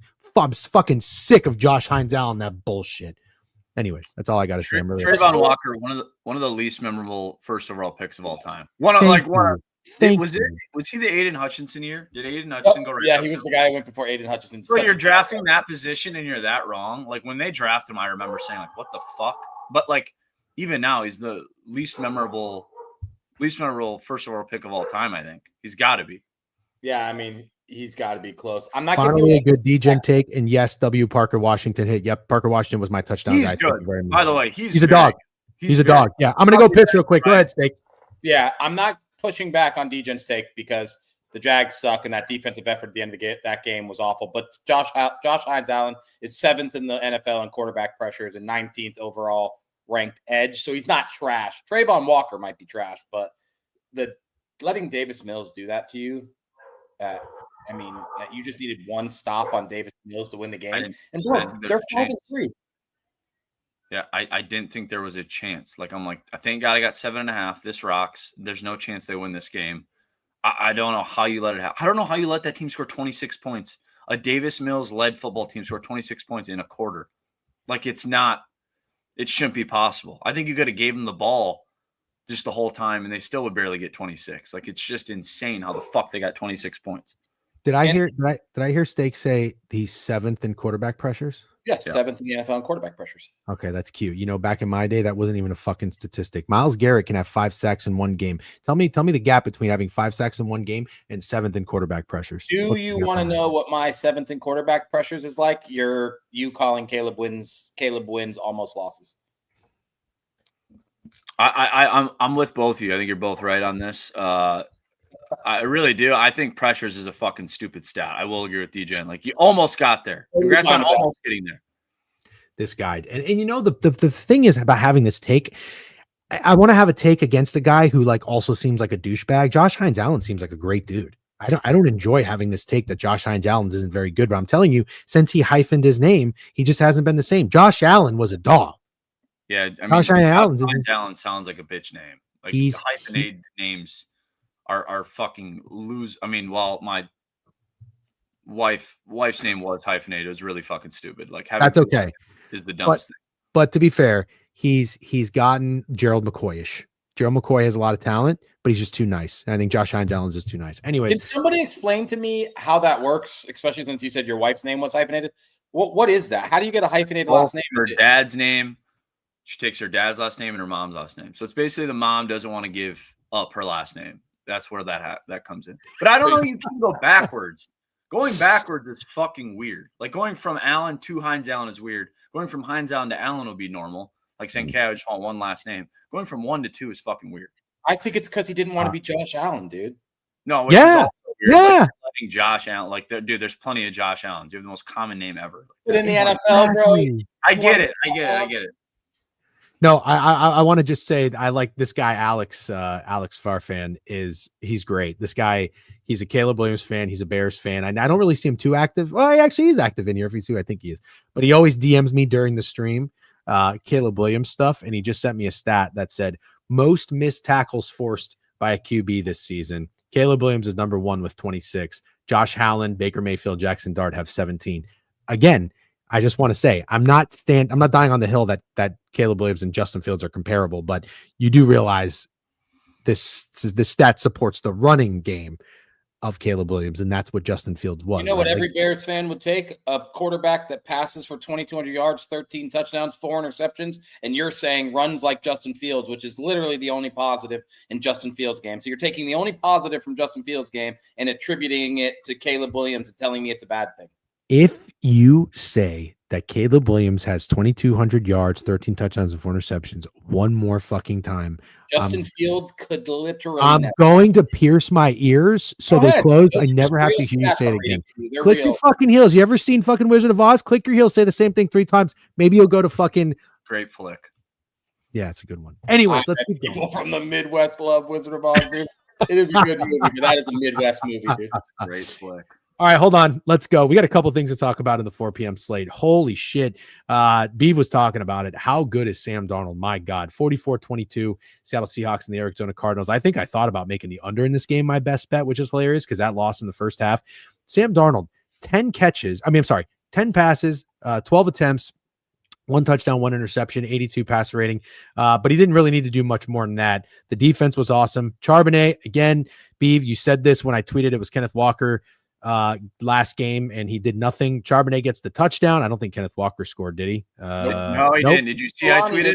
Did you see what I tweeted? I tweeted yesterday. I go, yeah, I'm declaring this Kenneth Walker day, and I felt like an idiot. And then I took his over yards parlayed with his touchdown.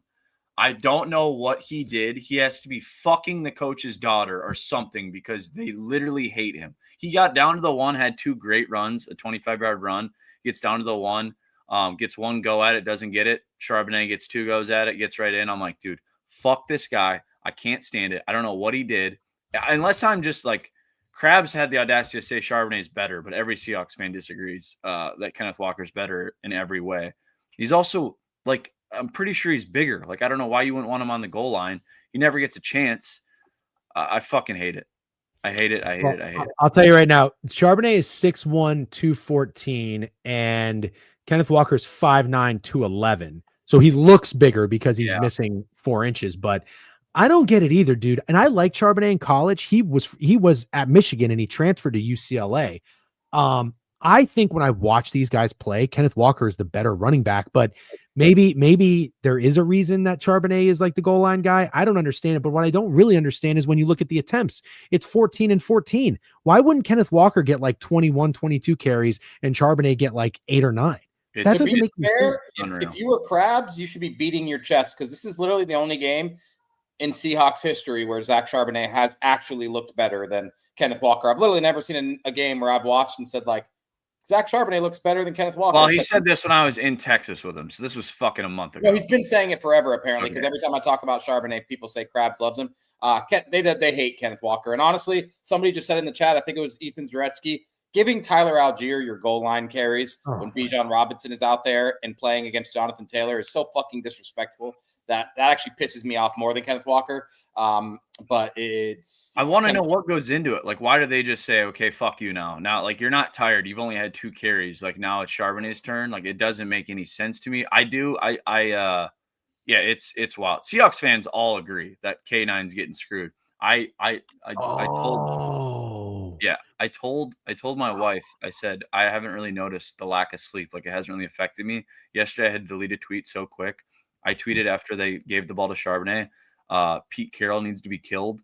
And then I had 7 comments and no likes. And I was like, wow, that's weird. And I looked and they're like, are you fucking stupid? The Raiders don't play today. And I was like, oh my God, Pete Carroll is not the coach of the Seahawks anymore. I'm out of my mind. Wasn't even fucking close. Well, I'm 7 years off. I don't like that you do the kill this guy on Twitter tweet, but I do have to say that it makes me happy that you got the wrong coach, because I've done that with Matt Eberflus and the Bears defense. I did it again yesterday. I was just talking to my stepdad about the game. He's a Bears fan. I was like, God, Eberflus's defense is terrible. He's like, well, he's not there anymore. I'm like, fuck. I do it every week. Pete Carroll was like 7 years off. I mean, Why that's so funny is I thought Beeve was having remorse for saying a nice old man in his 70s should be killed, but really he just regretted getting the wrong team. No. So who is it? Mike McDonald? Yeah. He should be killed. No, he should not be killed. All right. Hill Daddy with a sub bang. Furl with a sub bang. 38 months. That's the longest I've seen. Nerfy Chad, 12 months. Happy year anniversary. Hefe Hammers, 9 months. Appreciate you. Looks like we got is that Trent? Trent's usually the Book It Sports channel, right? I assume so, yeah. That or Rav. Okay. Yep. Good morning. Oh, yeah, Rav too. W Rav. All right. Let's keep moving. The 4 o'clock slate was pretty rough. The Rams and the Niners. We talked about this when we went through the NFL board. The Rams spoke to me, but at the same time, I have a lot of respect for the Kyle Shanahan and just the Niners in general. So I was like, I don't want to put my money against them. There's something going on with Sean McVay. There's like a look in his eye where, and Stafford, like the whole team. Sean McVay right now, what are his odds to be coach of the year? You know, it's 25-1. I have a gripe with him though. Did you see his fit yesterday? I don't know if this has been a normal thing for him. He's got the McDaniels capris on. He's wearing the fucking lady pants. It was a bad look. They panned him. I'm like, oh no. Yeah, I don't like that. But also, if there's a guy to do it, like that kind of makes sense. No, I feel like he's not the guy. If there's a guy to do it, it's McDaniels because he's a little sissy. McVay is like this jacked dude, good looking, no homo, who should not be wearing capris. He should be wearing fucking like the baggiest pants of all time. Go ahead, Steak. Well, first of all, I think it's perfectly said. If you're winning, you can wear capris and no one will say a goddamn thing. But if you're losing, you're going to get made fun of for wearing capris. Either way, I think they look awful. But this is what I want to talk about because I'm glad someone else brought it up. Bro, I was watching the 4 o'clock slate. I watched every second of football yesterday. I started with you, DJ, on the live. I watched every second of football. Holy fuck. There was some awful football played yesterday. The 4 p.m. slate was so fucking bad. It's kind of been like that all year. Yeah, it really has. Hello. This is here's my fucking bone to pick with Steak. And this whole message. Steak sends me this fucking tweet. All right. This is what this guy does to me this morning. This is why sometimes I feel like he doesn't pay any attention. But No, what? No. No what? Don't. Go ahead, share the tweet, and then we'll just fucking Steak argue. sent me Stucky's tweet. He says, man, I feel like the good days of the NFL have passed us by from an entertainment standpoint. Can't remember ever being this bored almost every Sunday. Anybody else? Now listen, I like the tweet because I agree with it. Then you know what Steak says to me when he sends me this tweet? He says that's a good tweet because and brave because people in the NFL will come after you for this shit. But the NFL fucking stinks. That's like telling somebody who just came back from war, like, hey, you know, it's kind of scary if you're in the foxhole when a grenade comes at you. This guy has the audacity to tell me I recorded a fucking video last year that got retweeted by Mina Kimes. I had the Mina minions coming after me because there was a record 1 possession games in the NFL when I tried to say the NFL stunk. You know how brave I was last year? I started this fire. You have the audacity to tell me this guy's brave a year later? Just compared. You wear a fucking wrist brace, you wear a pool shirt, and you just fucking compared arguing with Mina Kimes a year ago to going to war. You know how You said he was brave. You said he was brave. I think today is the birth date of the Marines. And Is it really? No, then I take that back. I take that back. Times with going Cancel to war, him. dude. Cancel him, chat. Let's cancel DJ. No, you can't cancel me. I respect. Cancel DJ.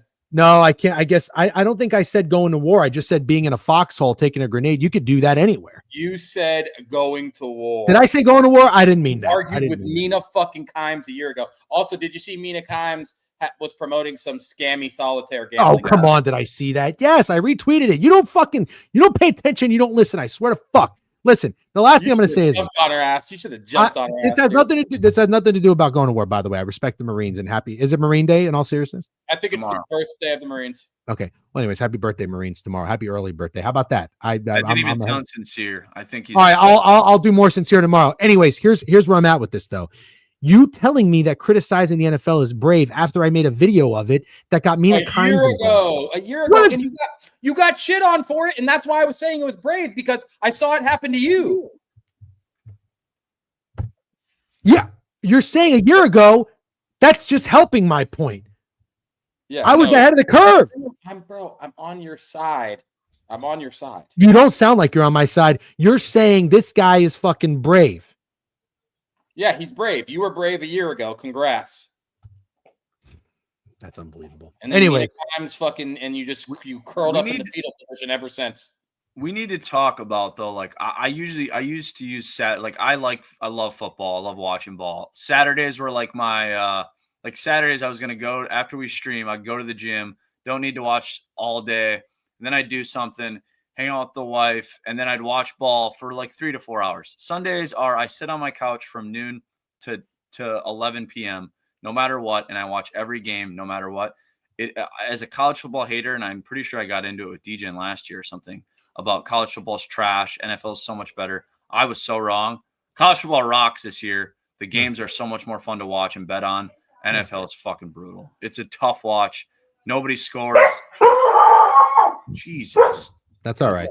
Yeah, Knicks fans not wrong. College football has been pretty rough as well. I disagree. I think it's been better this year. Better than the NFL. There's still like 30 teams that have a chance to make the playoff, and I feel like that's what makes it awesome. Yeah, the college football playoff helps for sure. Immensely. Yeah, but let's be honest. The games that you get really hyped up to watch don't turn out to really be all that great. Texas Tech BYU was not exciting. What was the best game on Saturday? Penn State, Indiana.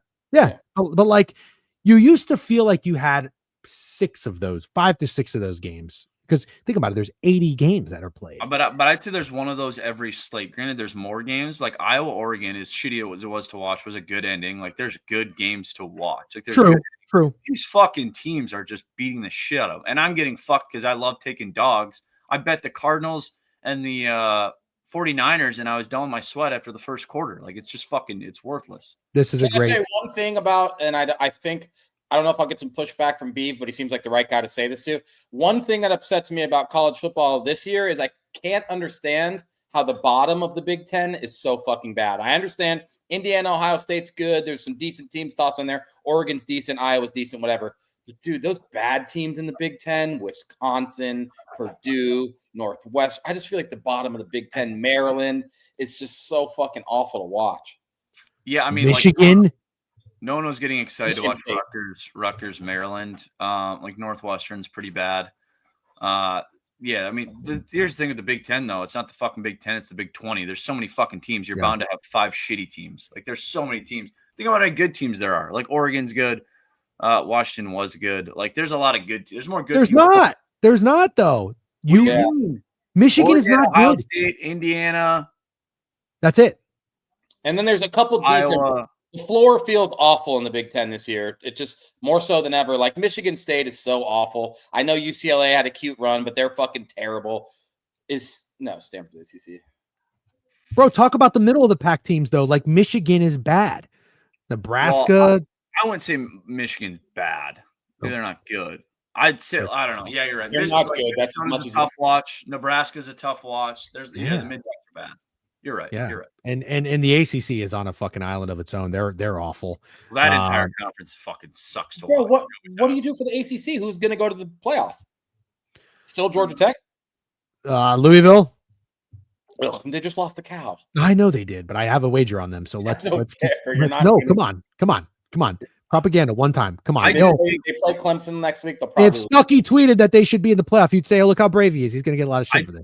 I do think they need to get rid of the automatic spot for one of these, whatever, like the outsiders, not in the Power Four. Because, like, I'm not kidding you. Memphis will lose to whoever the 5 seed is or whatever seed by fucking 50. Like, we don't have, if they earn it, they earn it. We don't just have to have a spot for them. I think that's bullshit. I'd also Can I ask you guys about this take? I'm a Notre Dame fan. It has to do with Notre Dame, but Texas Tech's coach coming out and saying, did you guys see this video? This was pretty viral too. Did you see this? I'm listening. No. Not playing an independent schedule like other people. Y'all already know who that is. He said, I have a lot of respect for BYU entering a conference, not playing an independent schedule like other people. Y'all already know who that is. This guy, to me. That's a Notre Dame shot?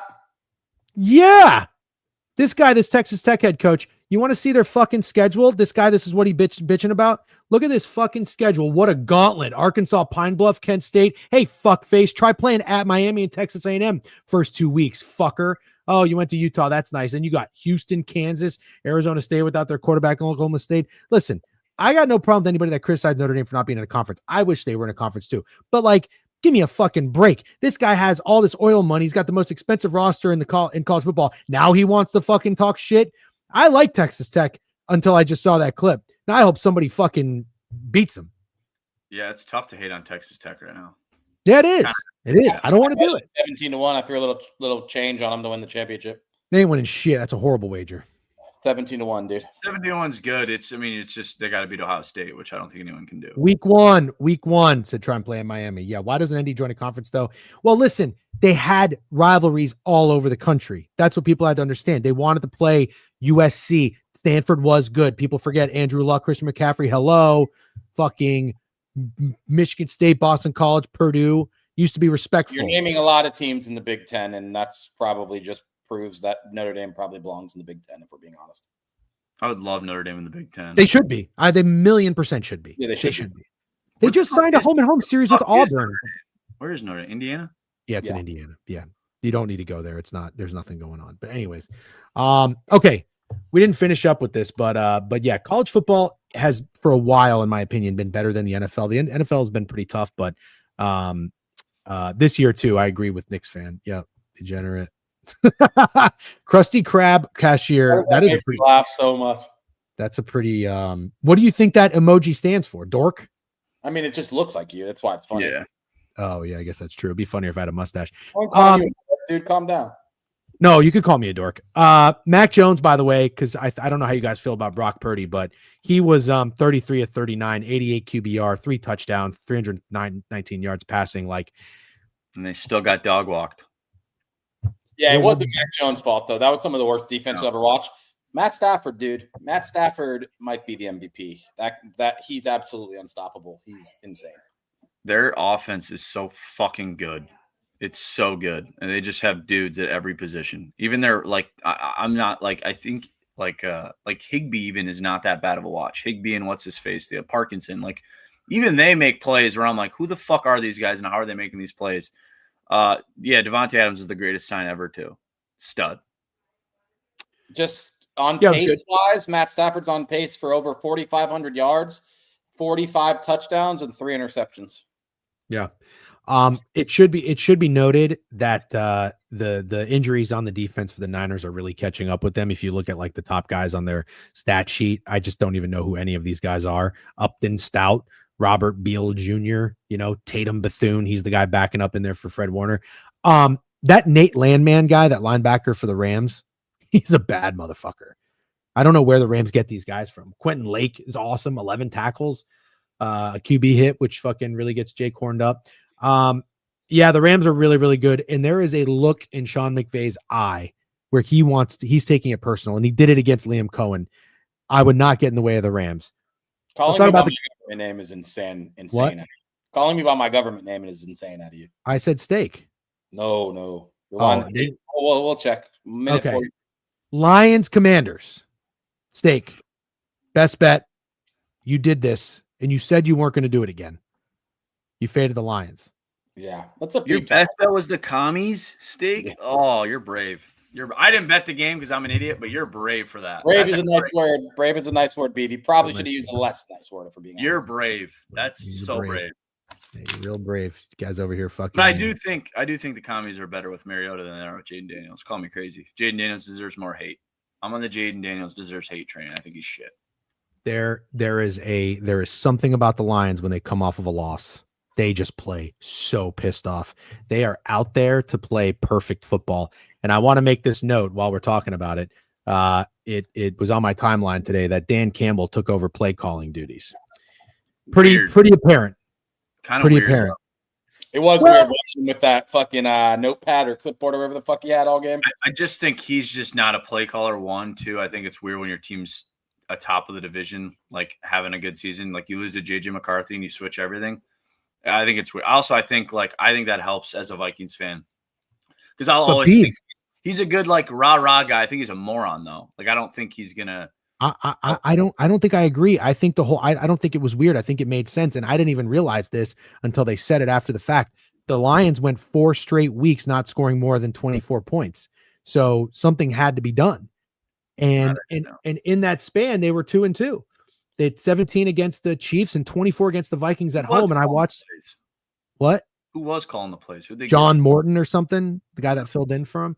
So anyways, if you look at this box score, it is absolutely fucking absurd. And Steak, you said it. There was something going around about Jahmyr Gibbs not being very good. He had 146 yards. The Lions had 30 first downs, 546 yards of offense. Of course, you can attribute that to the Commanders' defense being old, washed, and slow. They had a guy get ejected.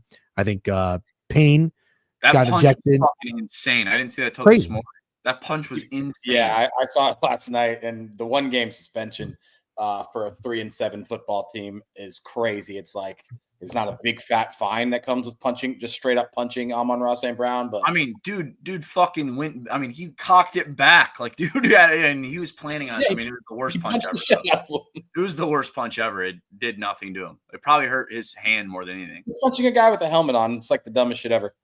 Yeah, it looks cool, but you're an idiot. Do you now want to go back to not fading the Lions ever again? Yeah, for sure. And it was a really impressive by the Lions, 500 yards of total offense. There's that crazy stat where since Dan Campbell got there, they have twice as many 500-yard offensive games as anyone else in the NFL. Great stat. Wow. It was an interesting week of football because we said it you watch the Lions sometimes.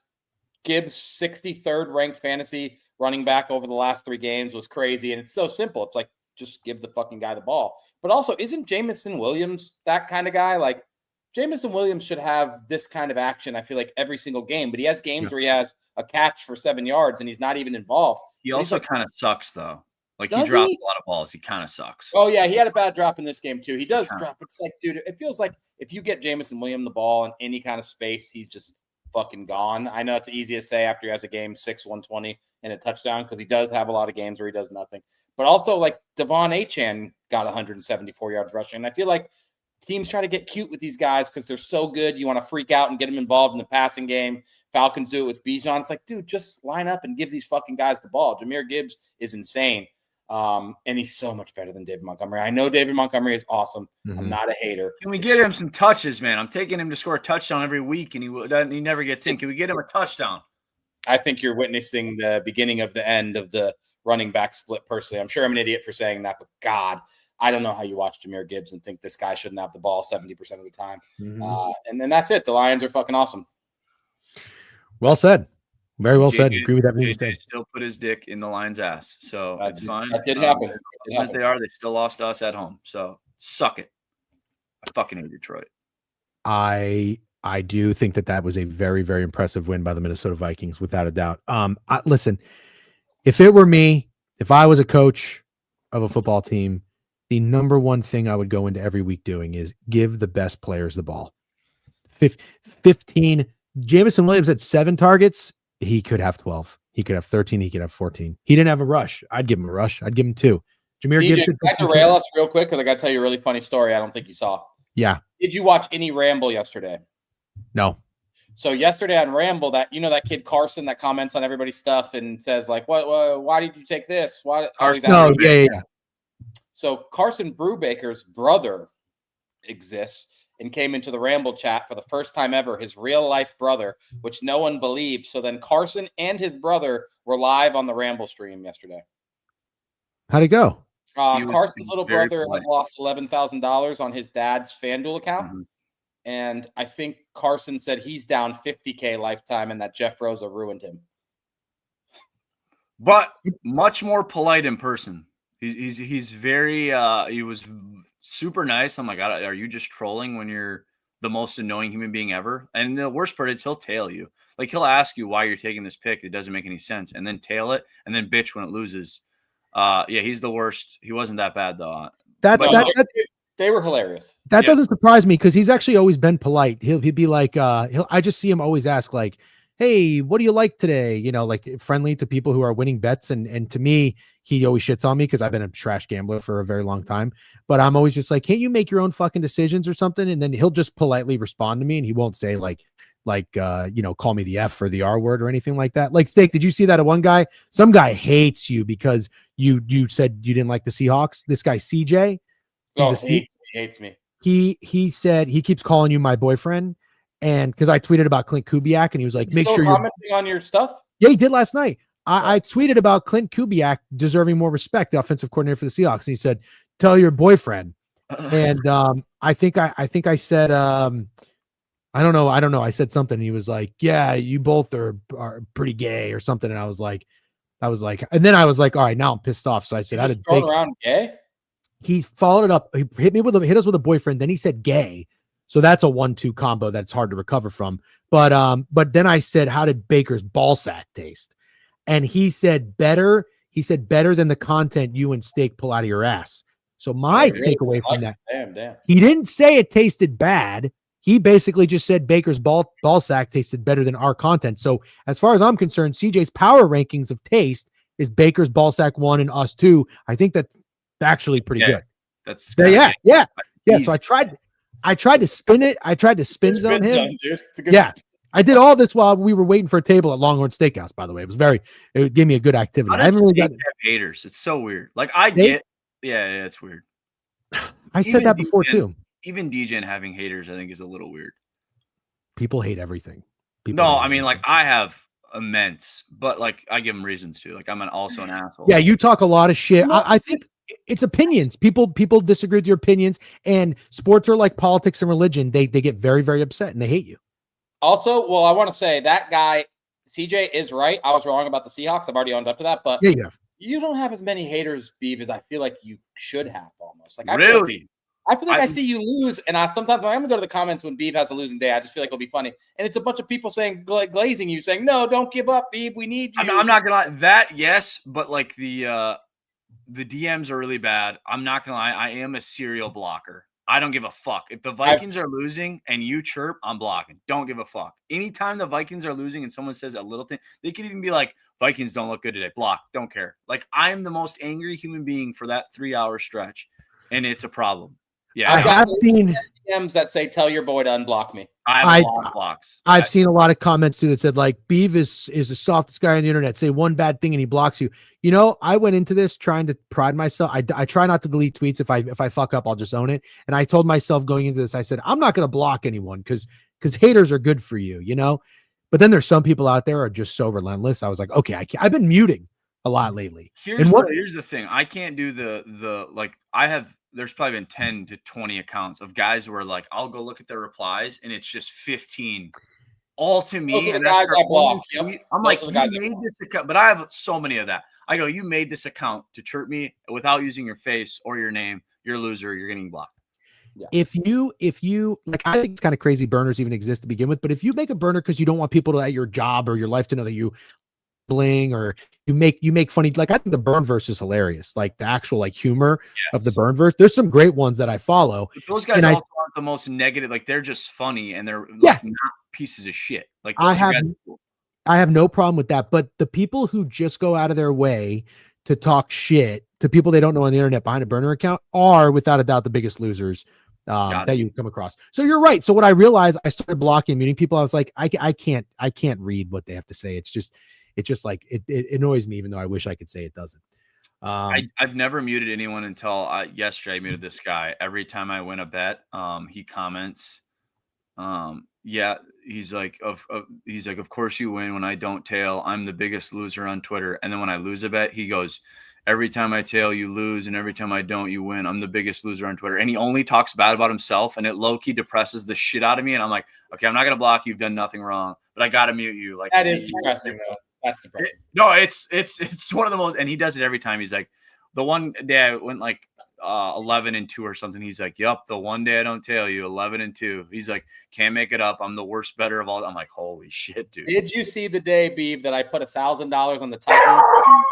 This fucking dog. What'd you say? Yes, I put $1,000 on the Titans and it lost, and then I was on foot. I put $1,500 on the Chiefs against the Lions and it hit. And this guy commented on my thing like, "Oh, I wish I didn't only tail the Titans. I'm starting to think you're not a serious capper and just a rich alcoholic." What does that even mean? You can't gamble after a loss? Like you're just done? You gotta quit? No, I bet it is the worst when these guys tail you though, and you fucking like give out 3 losers, and then you get about 1 banger and they miss it, and you're just flaunting it, and you got all your units back, and they're fucking poor. Yeah. So yeah. I do think he is close to a rich alcoholic. Too many espresso martinis. I think Steak and I are so far from alcoholics, it's hilarious. But people do like to throw that out there because we like to drink and gamble. But I think the funniest insults are when people say things like Steak is bald or I'm short. It's like, what do you want us to do about that? Yeah. What is telling someone they're short? What the fuck am I supposed to do about that? I didn't get much like that. And then like one time I posted a pic and there was like 7 things. It was like, this dude's got the most crooked teeth of all time. And then I think I sat in the mirror for like 3 hours. I was like, are these crooked? I'm like, they're not perfect, but I'm like, where the fuck? I'm like asking my wife, I'm like, how crooked, how fucked up are my teeth? Why don't you tell me this? She's like, what are you talking about? I'm like, I don't think I've ever noticed that. Now, when people do call me fat, not that it bothers me because I know I realize they're in control. That's where I'm like, I could probably do something to avoid those. Like eat a little bit better. You can't. If you're fat, then there's a lot of people that are fat. Everyone's fat. If you're fat. I'm legitimately fat. I don't try to down. Fat, Jen? We're going with like. Yeah, not to be like, but there's real fat people and then people that could lose a few pounds. I could definitely lose a few pounds. But you're talking about fat. There are some fat people. I'm like 30% BMI. Nah, you're comparing it to the wrong thing. I think like you're comparing it to like Beeve, for example, or like. Also, I think when you hit like 35, like that is what you should be. Like you should not be. I think it's even weirder if you're 35 and fucking pieced up. Like then I think you have too much time on your hands. Like you should be gambling or drinking. Steak came to my 30th birthday. We went to the Hamptons, and I remember my wife was like, all right, let's get in good shape. And that's when for like I don't know if I did keto, but I cut out carbs for like 2 weeks and I lost 10 pounds. I got down to like 185 and I was so skinny. There's a skinny I've been a long time. My friends were like, dude, I didn't even get compliments. Everybody just said, your head looks so big. So now you can't win. I'm really skinny. My head looks massive. Like they were saying my head looks like a pineapple. So now I put a little bit of weight on, kind of just make the head a little bit matches your head. Yeah. Is your head that big? It's really big, dude. It's big. It's very big. I don't know what else to tell you. It's massive.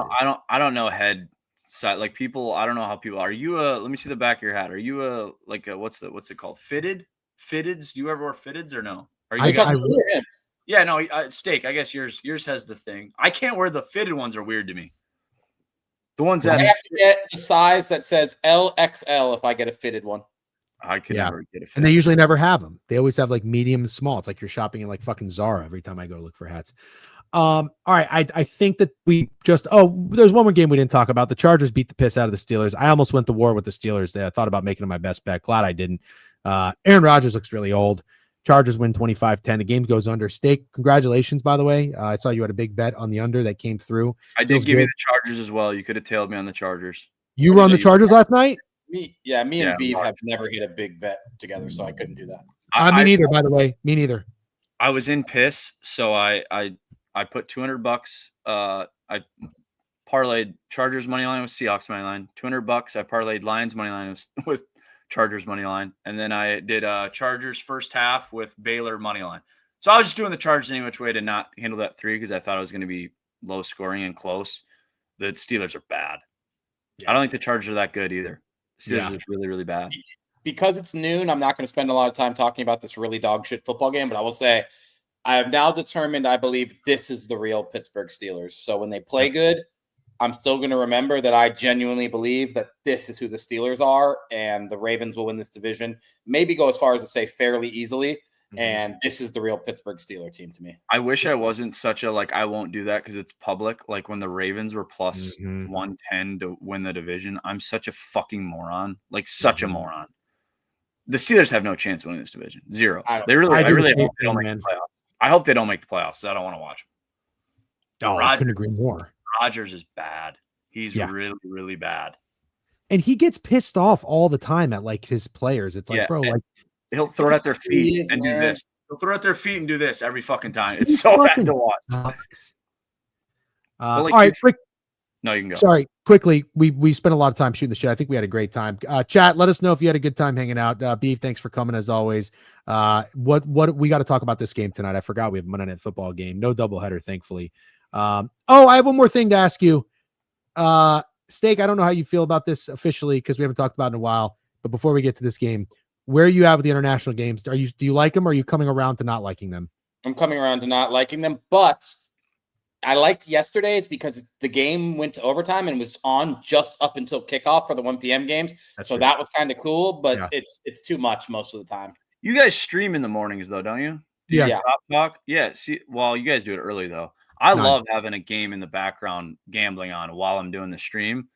I love it. Usually they're pretty bad. That was actually a decent one to watch. Michael Penix was tough at times, but I like that game in the morning. I love as much ball as I can. So if I can watch ball from 8:30 to 11, I'm good. I like having the time to have that calm before you get in the action. It's like mental preparation of thinking about every game that you're about to bet on, going through it one more, the scenarios, the players, the props, and the international game is just kind of a distraction because it's it catches your attention. It's really hard to think about the other games and watch that game at the same time. All right. Let's talk about the Packers Eagles. Don't pay no mind to the 6.5. I have no idea what the fuck that means. Packers, I believe, are 2.5. I'll actually pull up Profit X. No, I think it's like a pick 'em now. Getting close to a pick 'em or Packers -1 or something. Is there injury news? I don't believe so. No, well, I see stuff about AJ Brown. Is he playing? Is he not playing? I think he's playing. My brother with the Eagles fan that you don't like because he wears Eagles jerseys to Vikings games. He's I never met him. I don't know that I don't like him. I never met him. He's talking about me, and I genuinely don't like him. Oh, okay, fine. Yeah. Okay. I was talking about DJing, but yeah, W.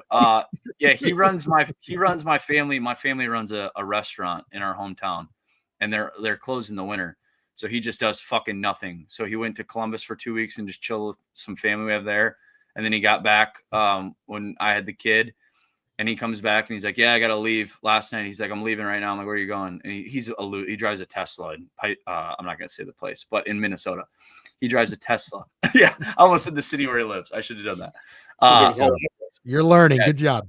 He drives a Tesla, probably the only one in there. There's not even an electric charger, just the biggest idiot. I like Tesla, so I'm going to drive him. So he was leaving last night. I'm like, where are you going? He's like, Lambeau. I'm going to go watch the Eagles in the Pack. I'm like, you do the most random shit. I would never drive 10 hours to go watch a team by myself. He goes by himself. He'll sleep in his car. Some people would call that living the life. Oh, he's definitely living the life, 100%. But I would never go watch these games by myself in enemy territory, and he does it all the fucking time. I drove 2 hours to Bucks training camp with Josh Freeman throwing passes to Aurelius Ben and Mike Williams by myself. Did that count? Training camp's pretty lame to watch. I went to a couple Vikings. They're pretty lame. It's pretty stupid. Yeah. All right. Profit X has the Packers -1 plus 106. The total in this game is 46. Is anybody saying anything in the chat? They said they had a decent time today. I haven't seen a chat comment in 15 minutes. Might be The chat's buzzing. Oh, I was literally so confused. Well, something's wrong with my chat. Okay, that's fine. You're Sorry, still chat. here. I haven't seen a single fucking thing you said in 15 minutes. I'll tell you one thing about this game, and then I'll let you guys talk about it. Every time I write off the Packers, they come through. Every time I buy into the Packers, they fail me. So this would be a time. Greg has the best bet as the Packers today. Well, that's not a bad thing because typically, Beeve, when we're all wrong, Greg is right. And I lost the Jags. Steak lost the Commanders. We did hit our under miraculously in that Bears Giants game. So then he's going to be right. Well, yeah, he wants the Packers to lose. Oh, yeah. I'm sorry. I thought you had the Packers tonight. My bad. Obviously you want the Packers. I would never disrespect Greg like that. Yeah, you're right. I'm sorry. I thought it was a betting thing. So I'll just tell you, I do not think it's the Packers tonight. Therefore, I would be betting the Eagles if it were not for Greg. But that also means that it's probably the Packers because I don't think it's the Packers. So, Steak, real quick, what do you think? We'll wrap it up with Beef thoughts. In all reality, I know the Packers are 5-2-1, and they look pretty bad. Like their last 5 games, 4 of them were underperformed. Let's be honest. Tied against the Cowboys was awful. Not covering against the Bengals wasn't good. Not covering against the Cardinals was pretty awful. You beat the shit out of the Steelers, cool, and then you look like dog shit against the Panthers. It's a really confusing team. I think I'm going to take the Packers tonight, but just allow me to have the opportunity to change my mind by kickoff. As of right now, I think I'm taking the Packers. It just feels like a bounce back I have to buy into after that awful fucking Panthers game, but the Packers are impossible to figure out. Can you use Hefe's comment and bring that up? Does this not get said every single week? Every single week. At this point, I have to assume Hefe's joking because he's every joking. Single week. I'm sure Sandy has him laddered. He's just not that good. The Packers, I feel like, are not that good. I'm really not in on Jordan Love. Granted, I'm a Packers hater, obviously. Yeah, I think it's a 50-50 game, and if it's a 50-50 game, I'm not taking the Packers. I am going to a basketball tonight. I got the okay from the missus, so I'm going to go to a basketball game tonight. So I'm not going to be nuking this game because I won't be able to watch. What'd you say? Timberwolves? No, Mississippi State and Iowa State play in Sioux Falls. Oh, that's 30 minutes away from me. So my I don't buddy think Beef goes to NBA games. You're a college guy, right? Yeah, I don't go to NBA games. Yeah, I've been to a couple of Timberwolves games. I went to a Timberwolves playoff games. It wasn't bad. But that's cool. I don't. That's cool. So I'll probably be on the Packers, or not the Packers. I'll be on the Eagles for very minimum units. Okay, all right. I respect. Purely a hate watch. How many units will I put on it? If I put $200 on it, how many units is that? That should be 2 units for you because it seems like you've course corrected your units. You're betting. If it's minus 110. And you have the occasional 2, 3, 4, 5 unit play, that's fine. But if every bet is 2.5 units, that amount is not your unit. Okay. Yeah, you would bet $100 on a plus 185 touchdown score. I put $100. I bet $100 on a plus 330. I've done it. Exactly. Most people do half a unit on that. I feel very good. I put 0.6 units on Kyle Pitts to score, and I was like, wow, this is like nice. Like if it loses, there you go. That's nice. There you go. I got one guy I like for tonight. Christian Watson. Christian Watson been back for 2 weeks. He had 4 catches for 85 against the Steelers, 33-yard catch. He had 2 for 58 against the Panthers, 52-yard catch. I actually think Christian Watson is really good, maybe even the best receiver on this team. He gets injured a lot. I know Romeo Doubs is Romeo Doubs. He catches touchdowns and he does his job. I think Christian Watson's way better.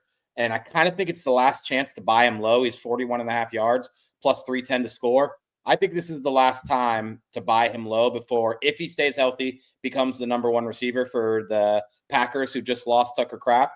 So I like Christian Watson tonight. Oh yeah, no Kraft. I forgot about that. That gives so many targets to those receivers now. Those lines should all be bumped up. I like that. And Wicks might be back. He's questionable if anyone gives a shit about that. Are you a big yards guy? You don't take people's yards over very often, do you? Only Occasionally. I have to start doing that, and I appreciate Royal doing all that shit because I can't. And then last night I loved Cade Otton, or yesterday I loved Cade Otton, and I only took him to score a touchdown, and he's soared over on everything but doesn't score, and I'm in piss, but the read was there.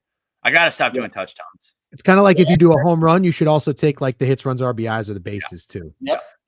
I will say I'll probably have a game script for this. I feel like the Packers off a loss, home game, prime time. You're probably going to get a more aggressive LaFleur.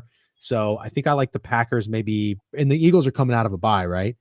So I kind of like the Packers.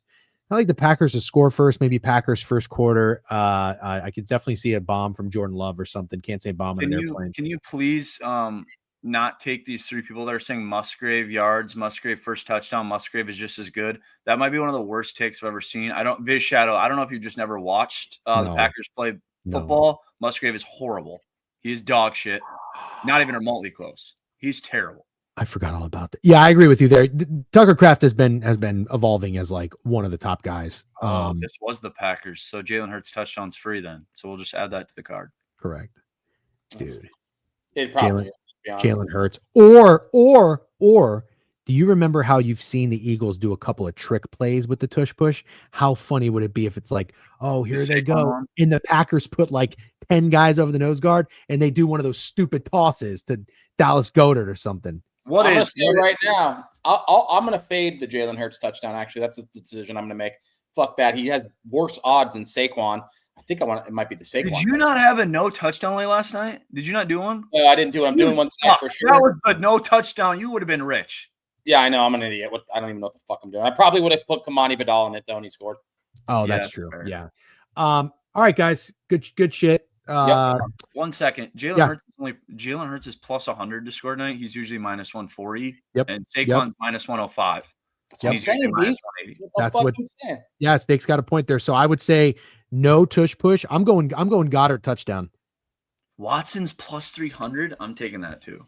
Yeah, we're taking. Also, by the way, real quick, we didn't talk about the Niners game. Steak on Prop Talk. Remember, I said Brian Robinson's been running hard, and he was 10-1 to score a touchdown. There's something there with Brian Robinson. Keep him on the touchdown. He scored yesterday. Yeah, it was a really good call. 10-1. 10-1. He was 10-1, dude. He's usually like 4-1, 3-1. He was 10-1, and it fucking hit. That's crazy. Yeah, that's back-to-back weeks. He scored a touchdown. Keep an eye on him. But yeah, I'm with you. Something kiki's going on. No Jalen Hurts touchdown. Steak, I might tell you no touchdown parlay. Oh wow, the Packers just went back to minus 2.5 on Profit X as we've been talking about this. All right, guys. Steve, thanks a lot for joining, man. We really have a good time with you up here and doing this. Appreciate it. Guys. Steak, take it easy. All right, everybody. Good shit. Great stream today. Thank you all for hanging out as always. Is there anybody I can send you to right now? Who is streaming? I don't think BTL goes live till 12:30. Obviously, you know we're big BTL guys. Make sure to go give them a listen when they go live. And let's go say what's up. Oh, here we go. We'll send you over to Barstool Gambling. The Snowman's live. Let's send you over to the Snowman. We'll give some love to Owner's Box. They're live too. We'll send them over, send you to them, obviously, whenever we go on. But we like to spread the love. You know what I mean? Spread the love. Let's go to Snowman. Let's go raid Snowman Sports. And when you get over there, make sure you tell them that Caleb Williams is Caleb Williams is average at best. Caleb Williams average at best. Can you do me that favor? I don't ask for much. When you get over to Snowman, just say Caleb Williams average at best. Let's get them riled up. There you go. 48 joining the raid. All right, guys. Thank you for tuning in and hanging out as always. Appreciate you. Have a great day. Good luck on all your wagers. Peace. I can't say it with a straight face. Get fucked.